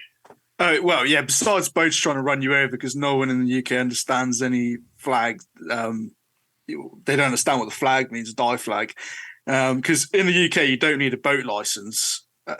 Anyone can own a boat. Anyone can drive a boat in the sea. It's just whatever.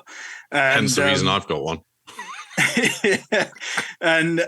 So with that comes the fact that nobody knows anything about how to actually drive a boat amongst anyone else.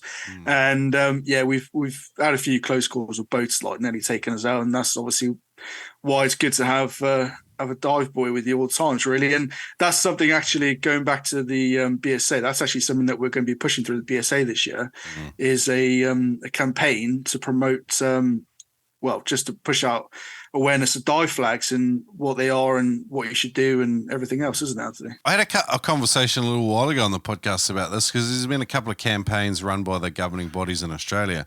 There was look out, diver about, and then there's a picture of a diver beneath a flag, and then it's kind of done as a sticker that people can put on their vehicle. And another one was I can't remember what it is. Flag plus float equals diver below. Something like that. And it's just, but they were both stickers and good for sort of raising awareness. You put stickers on your car and then hopefully someone goes, oh, that's what the flag means, But we do have boat licensing here, but there is in the ocean, there's that many flags and shit that people have to remember. I just think it's off people's radar. If they drive through the same patch of water 15 times, then they come through and then there's a flag. They're probably just, a lot of people don't connect the dots. Yeah, definitely. I mean, I don't know about you guys, but jet skis tend to be our worst enemy over in the UK.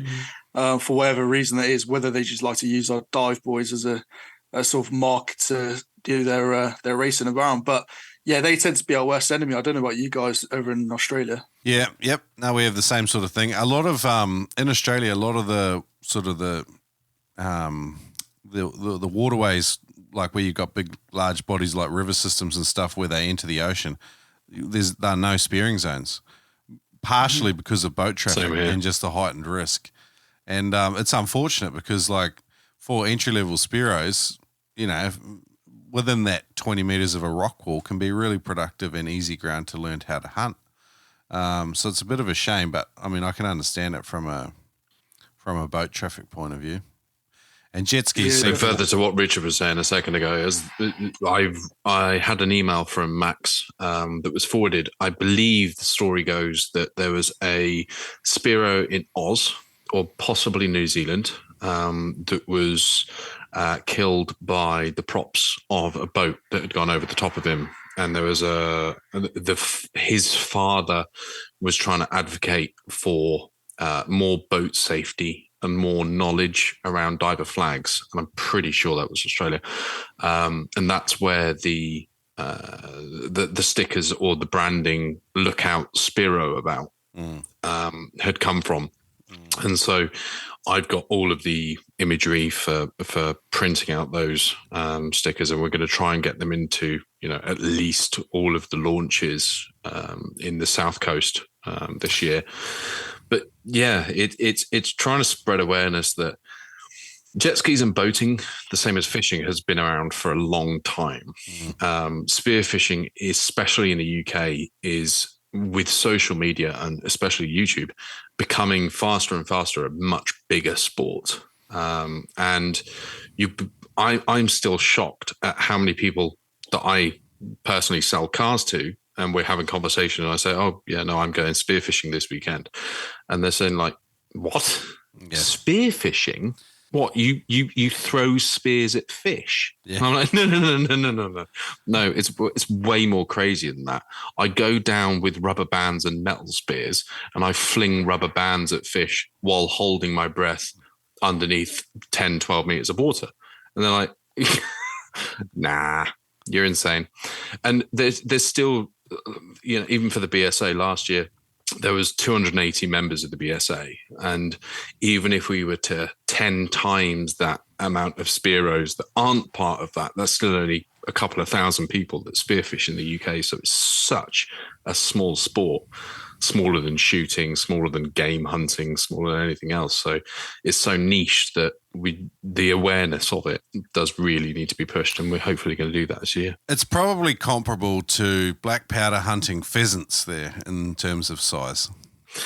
When you say black powder, do you mean 12 gauge? No, they're the old guns like muzzle loaders where, yeah. Single ball. Yeah. No, I hear what you're saying. Even though it's growing explosively over there, it's still obviously relatively small. I mean, spearfishing in general, everyone thinks it's probably, like, you look on and you think it's mainstream here in Australia and New Zealand and maybe parts of the US as well, but it's definitely not. It's always a fringe thing. And it always attracts a very quirky and unusual bunch of people, which is why you guys started a podcast together. Absolutely. And what are your three things? What, scary stories? No, yeah, or like concerns. Oh yeah, like, so you had boat strikes. That's up there. Yeah, for me, it's like there's been 2 occasions this year where I thought that I'd lost someone. So, like, spirit diving without floats is something that, especially on a shore dive, I just think that's just so dangerous.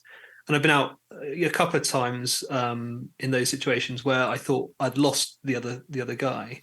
So I always carry around a float, big or small or whatever. One of the time we found them with a drone when I was just about to call the Coast Guard. The other time, it felt like ages. And I'd gone out with basically 2 randoms I'd met on Instagram. They put a post out, "Anybody want to come spearfishing in Cornwall?" It's like a couple of hours away. I was like, yeah, amazing, brilliant. And we got on this boat, and they're really, really lovely guys, and they both got in the water. And then one of them basically just disappeared, and I couldn't see him. And I shouted to his mate, I said, "Where's he gone? I can't see him." And then this guy swam back to his boat, sat on top of the boat, and we still couldn't find him. And we were both getting like pretty worried.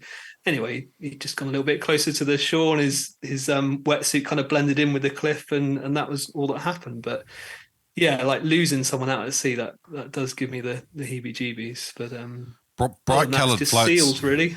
Bright coloured floats go a long way, don't they? With the big dive flag hanging off. Apart from serving as attractive devices for jet skis, I think they still do serve a really important purpose for sure. Yeah. So boat strikes, losing divers. Seals was the last one. Seals. They used to scare the shit out of us. Actually, we got used to them in the end. But just the first time I saw one of those big bull seals in the water, that was with Anthony, wasn't it? I think. Yeah, we both basically shot ourselves and swam together and hugged in the water for about 10 minutes. Lucky. I had a seal like probably about 10 centimeters away from my face on a night dive once when you were allowed to night dive. That was pretty scary moment. But other than the fact that I nearly like crap my wetsuit, nothing else happened. But for me, in the first year, my scariest thing was my imagination. And again, Richard, going back to he conquered my fear of kelp. But still, there was a couple of wrecks that I've dived. And still, although I would class myself as a water baby, going down 14, 16 meters in quite murky water and being met with the rusty 100-year-old wreck that's covered in rust, and it's just like, oh my god, I'm gonna get taken by Poseidon and spoon-fed prawns under the sea for the rest of my life. It's just like, what's gonna grab me? There's gonna be a giant squid that's just gonna eat me with his beak. It's like, fuck that. Yeah. Lucky none of you guys named Bo, otherwise you'd have to get a sponsorship with some of these scary seals. Yeah. Oh, good. Funny stuff. Sounds like half of your scary stuff is just as funny. Being spoon-fed prawns by Poseidon actually sounds like a good activity compared to sounds all right to me. My day job. So I could deal with that. Funny stuff. My funniest one from last year, which cracked everything, was I went diving at this little cove, and it is a real small place, and so there's a coastal footpath that leads around it, and it was high tide, so there was no beach that I could have gone to. There was a main beach, but it was full of people. So other than that, it was nowhere else to climb up and do what I need to do. But anyway, nature poo called, and I had to go, and it's one of those, and I landed up having to just do what we call the I think someone in your podcast actually referred to it, the Cornish sea turtle, where I just had to try and get my wetsuit off as fast as possible and just bend over and go for it. And but it was literally in the view of the coastal footpath, and everybody walking on that coastal footpath could see what I was doing. I mean, there was no getting away from it, but I had nowhere else to go. So it's just one of those. But Daddy, why is that fountain brown? Daddy, yeah, what's Shrek doing over there? What kind of sea creature is that, Daddy? Daddy, it was not. I thought we were pale, but his bottom shines like the sun. That sun is the albino brown squirter turtle, also known as Richard Gomez. The brown squirter turtle. Oh, there's a title for an episode right there. Yeah, it was not a good look, but what can you do? These things happen in spearfishing. Good. They do. What about you lads? I was just actually, you reminded me of a story. I was heading up the Sunshine Coast, which is like an hour and a half north. And I went with a mate, and we just decided to head down this sort of cliff, like this rough bush path, and then sort of head out onto this sort of unexplored beach, so we thought, because we'd spotted a bit of like structure off the beach. It wasn't just all sand. Anyway, we got there like 4:30 in the morning. It was just getting light.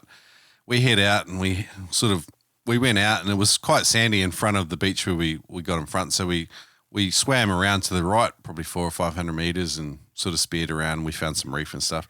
Anyway, we come back like 2 or 3 hours later, and arrive back on a gay nudist beach. And there's these two blokes there, and they're full nude, and there's no other place to come in though. Like our car was parked above it, so I'm just like, oh, gotta go. How are you spelling come in? Sorry. There was So we get into the beach and awkwardly walk past these guys and back up to the car, and I was like, we're never spearing there again. But I made the mistake. Of telling one of my workmates, and ever since then, it went through this whole workplace, and they're like, "He's a Spearo. Do you want to come spearing with me?" And that kind of stuck with me for about a year. Like, oh, I'm a big Spearo. And, so that was an awkward moment for me. But yeah, thanks for reminding me of that story. Ben, what about you, brother? Oh, mate. Well, this year I've been pretty lucky. The lads will attest to that. And I've lost watches, GoPros, all sorts. And the funny thing is that I always find them. So GoPro completely fell off my head in the middle of the sea. Next morning, my wife pops down to the beach, picks it up off the beach, and good as new, carry on for the rest of the season. Oh, that's watch awesome. I left somewhere, and Anthony found it on the wall or something. Anyway, I went down with the family to a really lovely beach. Really excited to go out spearing. The plan was to bring back some fish, and I brought the little stove and stuff so we could have a little cook up on the beach. Like, ambitious. Really excited about it. Anyway, so getting dressed, and I realised I didn't have a snorkel.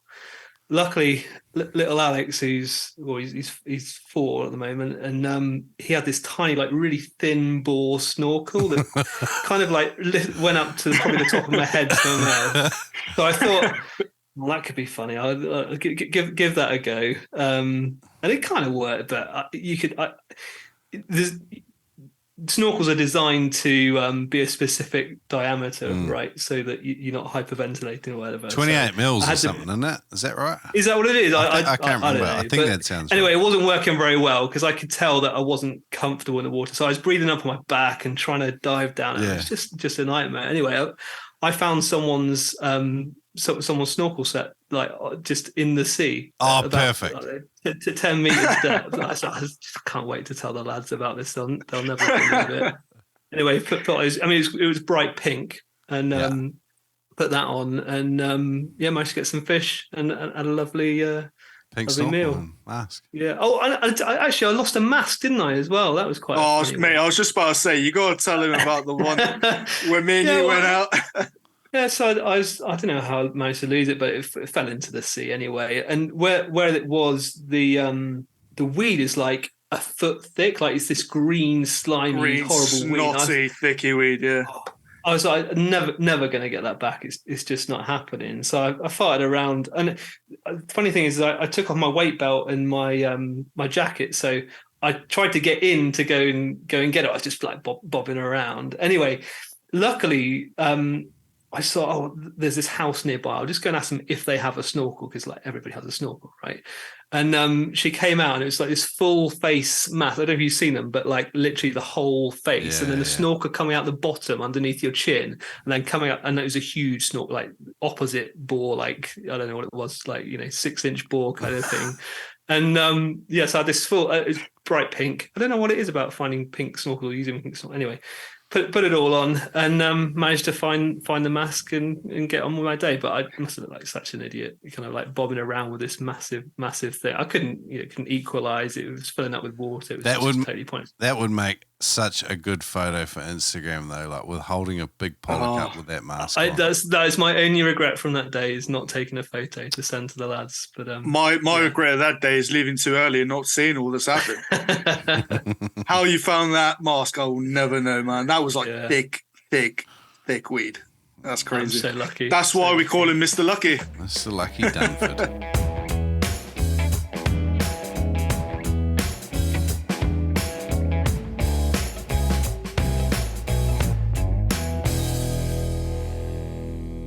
All right, fellas. Earlier we were talking about wetsuits and thick wetsuits, and I mean, you were just talking about bobbing around. weight and weight ballast. How are you guys weighting yourselves these days? Like you've all kind of been spearing for a little while now. Like what systems have you developed for? Because it's so hard to dive when you got a big thick wetsuit on and so much weight. Like, you know, like when I'm in the clean warm water and I'm been diving for a couple of days and I'm getting some dive fitness back. I love going deep and spending a bit of time there. But when I'm in cold water, even if I'm coming from having good dive fitness and then going cold, it's really hard to dive at all. And waiting and having a thick wetsuit on seems to be part of the problem. So how do you guys get around this? Yeah, I mean, we don't know any better, right? We've never dived in warm waters. The only other place that we've been is the Isle of Skye in Scotland. But I've been to Tenerife. the way a lot of us, oh yeah, you did go to Tenerife. Sorry, I was wrong. But the way a lot of us do it is with a dive vest and a dive belt. So I have, I don't know what, 5 or 6 kilograms on my belt and like 1.5, 2 on my top, and that seems to work quite nicely. It also helps with the duck dive a little bit. It just makes it a little bit more natural because your weight spread out, and helps on the bottom as well. Same kind of reason. But I don't think you use a dive vest, do you, Anthony? No, so the way that when again, going back to when I first started, I went down, spent a load of money on all the gear. But then as soon as I got in the water, I realized this same old adage of all the gear, no idea. So I immediately booked a course on freediving, because I still feel that freediving is the initial part of all of the knowledge that is spearfishing. The hunting is the spearfishing, but everything else that we do is freediving. And so I went with Emma Farrell over to Tenerife, to Atlantis freediving with Pavel, and got on a week's course in Tenerife in a brand new 7mm wetsuit in 26-degree water. And I was also drinking the entire time because I'm a functioning alcoholic, and just roasted the entire time. But again, not to push, I think we do quite a bit on our podcast, but a course to teach you how to weight yourself in specific depths. So one of the things that I learned very quickly was that the way to weight yourself is to go out with whatever weight you feel is right, or whatever you've learned from the YouTubes.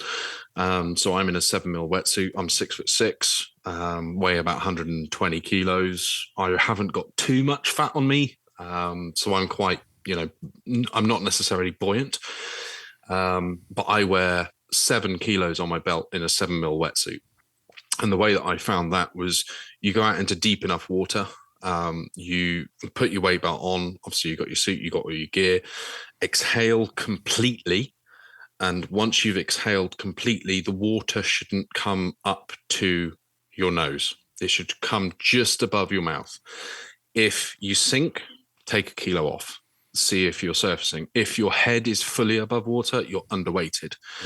But again, it depends on the depths that you're diving. If I was diving in the depths of Australia, which I've never done, 30 meters or 100 feet, I would probably underweight myself. So I'd probably take 2 or 3 kilos off, perfect my duck dive, because the duck dive gives you the force or the energy to get down past the positively buoyant stage until you get down to neutrally buoyant and negatively buoyant.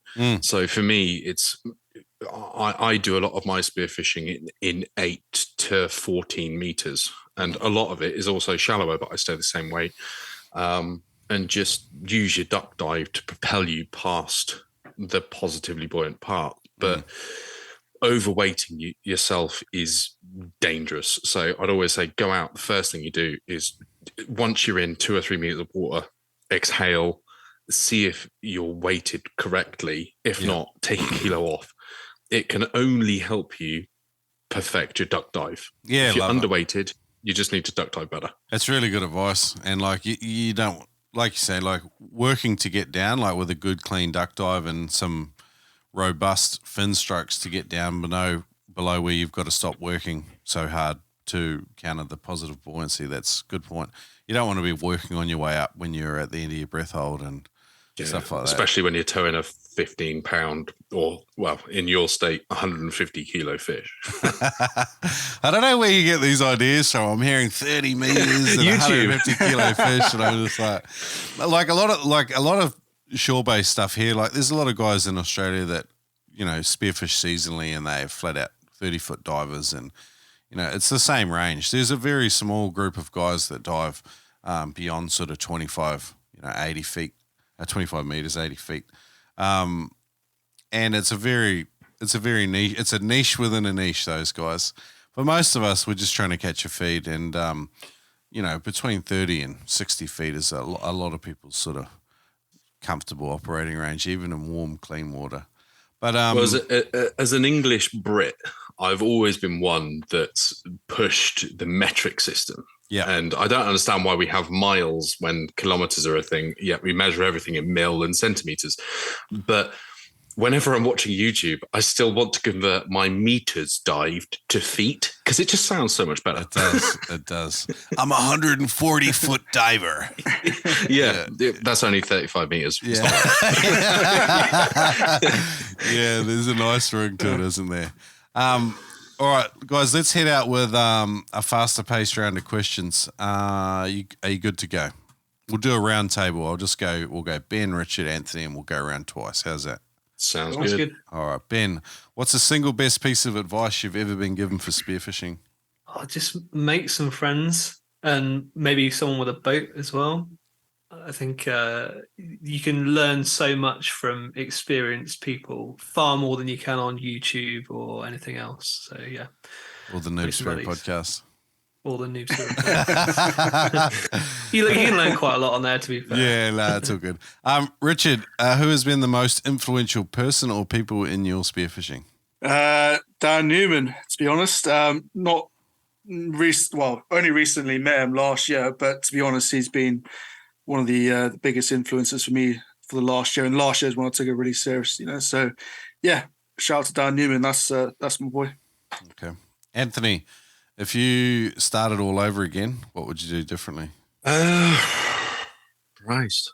In all honesty, I don't think I would do anything differently at all. I've been ridiculously lucky, both in the initial financial position to be able to go to a shop and spend to get the decent gear and then a course. But the biggest thing for me was just, again, getting into a group of people that have already got the knowledge, and I don't want to say leeching, but learning from them. And yeah, my first year of spearfishing, I wouldn't change a thing. Sorry to not answer the question. Nah, that's good. I've been, yeah, I'm so thankful. Especially like Richard shouted out to his boyfriend. I'm going to shout out to my sugar daddy, Dave O'Callaghan, even though he's a ex-hairdresser and a massive bitch. He's not. I love him to pieces. He's been an inspiration in the sport that I've fallen in love with. Yeah. And I couldn't have asked for anything more. That's fantastic. It's good you've had a good first year. So many stories are not like that. So that's good. Ben, what current challenges do you face in your spearing and how are you approaching them? Can't get out at the moment. The viz is so bad. We've had colds and ear infections and all those kind of things when the viz has been a little bit better. I don't know. There's not much you can do about that, is it? You just got to roll with the punches and kind of look forward to a better day. And so instead of actually spearfishing, I watch spearfishing videos, listen to the Noob Spearo, listen to the Spearo Hangout, and keep the stoke going. Richard, this question is directed at you, but it's possibly for all of you. Dream spearfishing destination. Do you guys have any aspirations, ambitions to get out and do a big charter together? Are you coming over for Noob Spearo's big inaugural 20-spot only coral reef trip? I am, and I wish, to be honest, there's a few destinations we got that we really want to get to together, especially. Norway being one of those. I mean, some of the videos you see coming out of Norway is just, it's crazy. And we're actually going to be talking to a couple of guys in Norway on our podcast soon. So we're sort of trying to gather that intel, put everything together. But Norway looks incredible. Yeah, it really does. Have you chatted with Axel? Yeah, we got Axel coming on this month, so we're going to be having a chat with him. Yeah, he seems like a really nice guy. And there's a few of them that I mean, some of the content they push out from Norway it just keeps you as Ben says, keeps the froth going. It's great. We'll keep it. I'm sorry for you, though, isn't it, mate? I was just about to say he didn't even say the Azores. Like, Richard, are you okay? We're always going on about it. the Azores is a close second. Oh, is it? Oh, all right, okay. Yeah, those priorities have changed. It's only. Well, no, mate. You know what? I love you boys. So a trip with you boys means more than going by myself. So. Have you guys seen David Ochoa's The Azores in One Breath? Yeah, it's incredible. You gotta watch it. It was his first attempt at a spearfishing documentary, and he crowdfunded it on Indiegogo. Turbo and I got on it right when we were starting our podcast, and absolutely just loved it. Like, he's only gone from strength to strength with his filmmaking, but he really did a really bang up job covering the Azores. Some fantastic spearfishing there. For sure. Yeah. Amazing. Sounds amazing. How much does it cost to get there from the UK? From the Azores, it doesn't cost much, but it's the charters that cost. They're quite heavy, I think, because of fuel pricing. But yeah, charter day for 4 of you is about €2,500. Jesus Christ. Yeah, it's not cheap. So is he? Where are the Azores? Are they a Greek island? They're off Portugal. About I think it's 600 or 700 kilometers directly off Portugal. Yeah, that's right. Yeah, and the charter does take you out to the Princess Alice Banks. I don't know if you've heard much about the Princess Alice Banks. No, it's meant to be one of the best pinnacles for spearfishing around. I mean, the Joe Pye came onto our podcast, he was talking about it, and him and Mike Robertson, I don't know if you've heard of him, he's a prominent game chef in the UK, and they've got a new TV channel which they've put together, a TV show, and called Fishing the Wild, and they went out to the Azores and they went out to the Princess Alice Banks, and honestly the footage is incredible. Yeah, wow. I mean, manta rays like all over the place, amberjacks. You know, I think Joe said, he had a 40-kilo amberjack off there. That's similar to David's footage by the sounds of it. That's really cool. Is that show available online? Fishing the Wild UK, is it? Yeah, you can watch it online. So it's run through the outdoor TV channel, right. And they do Fishing the Wild and Farming the Wild. So there's a couple of shows on there. Cool. All right, last question. I think it was Anthony hadn't had his second one yet. I'm looking for a deeply meaningful answer here, Anthony. Could you describe what the spearfishing experience means to you in one sentence?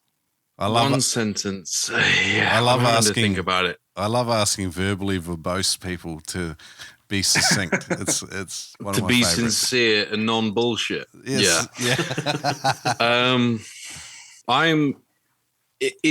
For people that know me, I'm one of the least eco-warrior type bullshit people.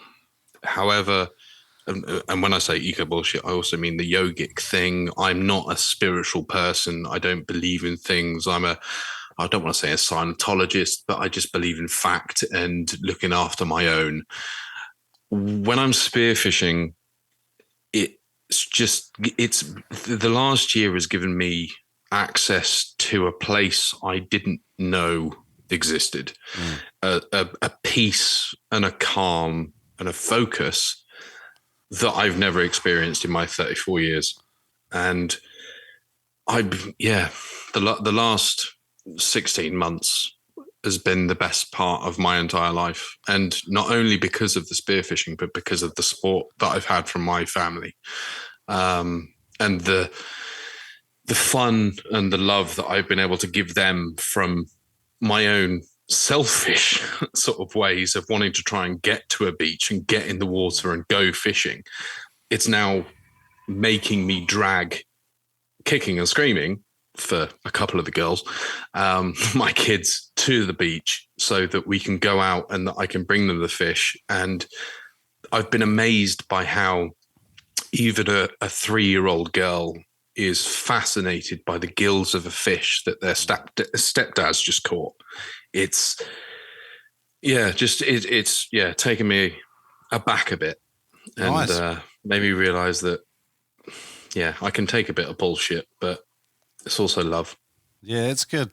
I think spearfishing too is like a bit of a selfish pursuit, but it makes you better for everyone else.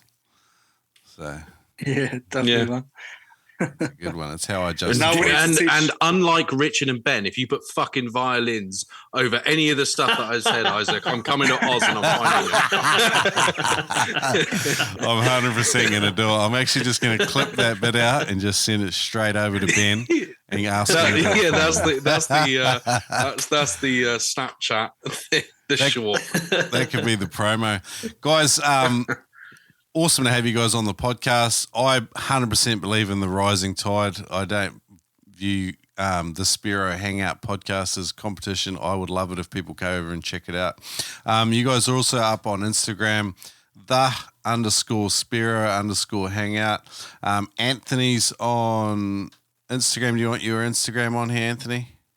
I am. So unfortunately, due to spearfishing, I had to renew my Instagram and Facebook. Again, #drama. I'm at Devon Autos New. DEVONAUTOSNEW.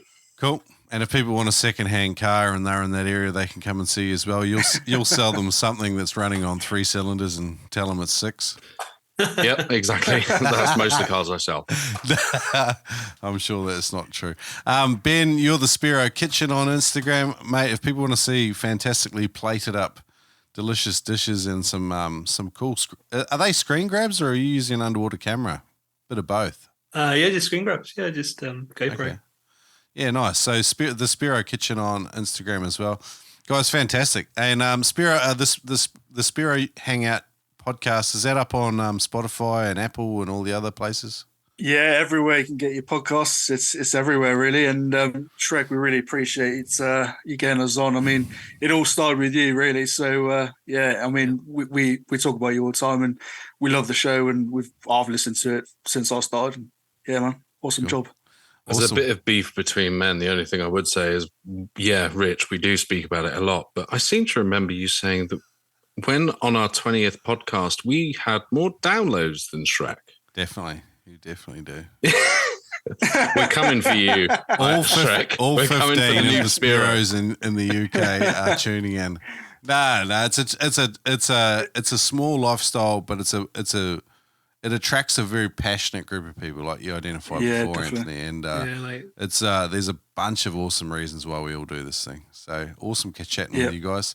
And I hope you get a bunch more downloads from this one.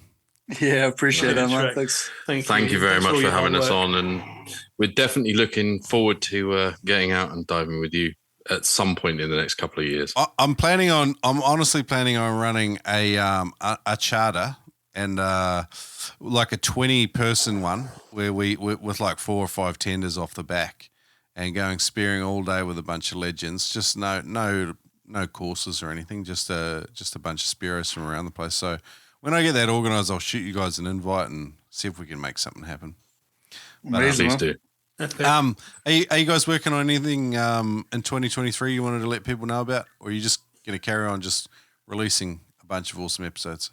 Yeah, we've got a few guests lined up that we think we're going to be trying to get on, and from different parts of the world, and guests are doing some stuff that's a bit different to what we normally put out there. So we're working on that. We're working getting season 2 out, and we're just going to be pushing content out as much as we can. And we love it. We love doing the podcast, and as much as we love going spearfishing, really, because it is what it is. But yeah. That's it. I was going to say, one of the next guests that we're still trying to hook up with the time difference between us and the US is somebody that shoots the fish that is attached to sharks. Cobia. Or at least follows sharks. My mate shot one the other day. We went out fishing. Sorry, we were wrapping the podcast up, and here I am telling another story. We were out, and my mate shot a cobia off the bottom. I'll put the footage in the show notes for this episode so people can see it, because he sent me the video. He shoots this cobia underneath a bull shark, and then the shark just annihilates the cobia. We caught no fish. We just saw sharks all day long. I posted. When Rich said about the guy that we're getting on the podcast, I hadn't watched or known of any of his videos. And so like the next 2 nights, I spent the best part of like 12 hours watching all of his videos. Yeah. And the guy is, excuse my French, fucking insane. Yeah. Like the amount of sharks in those waters. I mean, I'm a big bloke and I don't, well, other than the fear of, spiders and kelp. I'm fine for a fight, but there's 100 sharks that are going for it. You're insane. You shouldn't be allowed on a boat. All good, boys. Well, lots of stuff to look forward to this year. So, again, thanks for coming on, and let's catch up again in the future. Cheers, Shrek. Appreciate that, man.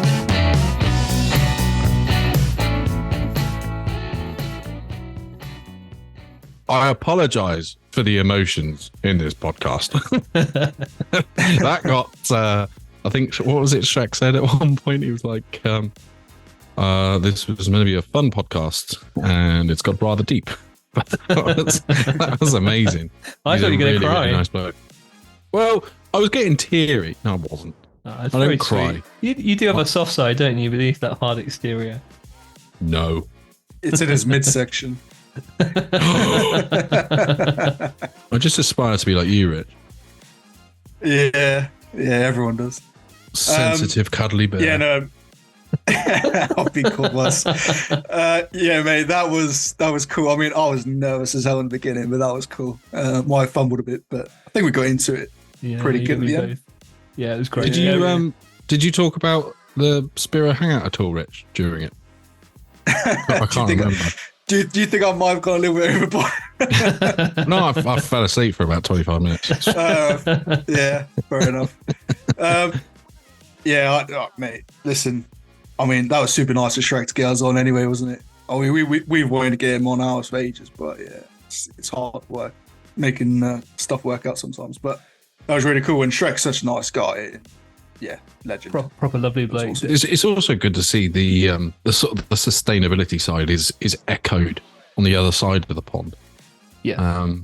But no, he's really, really cool lad. But I just completely different fishing, I think, from what we're used to. Oh yeah, for sure, man. I think we've got talking about us three personally. I think we've got a bit of a way to go before we start getting involved in all that. But hopefully this year we'll bring some different type of spearfishing for us. I.e. Norway, for example. Yeah. But yeah, man. Well, I'm going to. Me and Rachel have now finally booked Tenerife in May. Oh yeah. Nice. And I was having a look on YouTube at some of the videos of the guys that fish there, and they're catching yellowfin, huge yellowfin. And what else was it? Like, I can't remember. So let me guess, you're taking your roller with you? No, because I'll shoot it, hit it, and then it'll jump off. And then I'll and then I'll drown myself. Because there's a difference between a 100 kilo or 200 kilo tuna popping off and an 8-pound pollock. But it was 18 pound, mate. Come on. Well, no, I'm just trying not to everybody keeps saying that I've got a really big head. So I'm trying to rein it in a bit. Okay. But, some of the thing is, so Davo's brought over his golf bag so that I could, because I was looking on Facebook to try and get one of those ski hard cases for traveling. I don't know whether anybody's ever traveled with spearfishing gear, but I certainly haven't, other than a wetsuit. And I booked it for the flight as sporting goods, and then looking on Facebook, and Dave messaged me and goes, "Why haven't you messaged me? I have a golf bag." I'm like, because I'm going spearfishing. Like a normal golf bag? Yeah.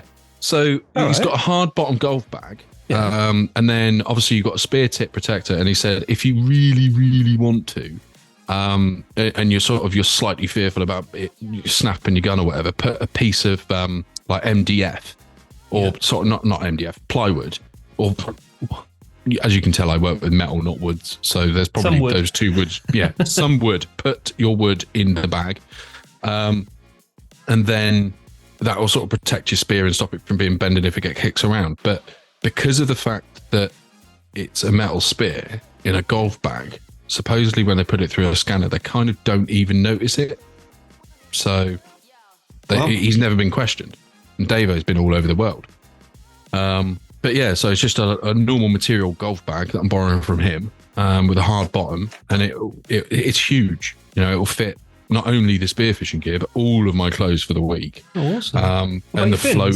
And it'll fit in the fins. Sweet. Yeah, because obviously, I mean, you imagine it would take normally a full golf set of golf rackets. Yeah, I'm not a golfer, so I mean, I know what a golf bag looks like. But yeah, they use golf rackets, don't they? To hit their shuttlecocks. There's going to be some angry people on this episode. Golfers like take their shit more serious than spearers. Yeah, they use sand buggies, don't they? And but I don't know what I always wonder why they just play in sand pits all the time. Are they children? I don't know. Anyway, lads, there goes 50% of our listeners. Thanks for listening for the last year for Spearo Hangout, and we're no longer allowed to air because we've been banned by the Golfing Association.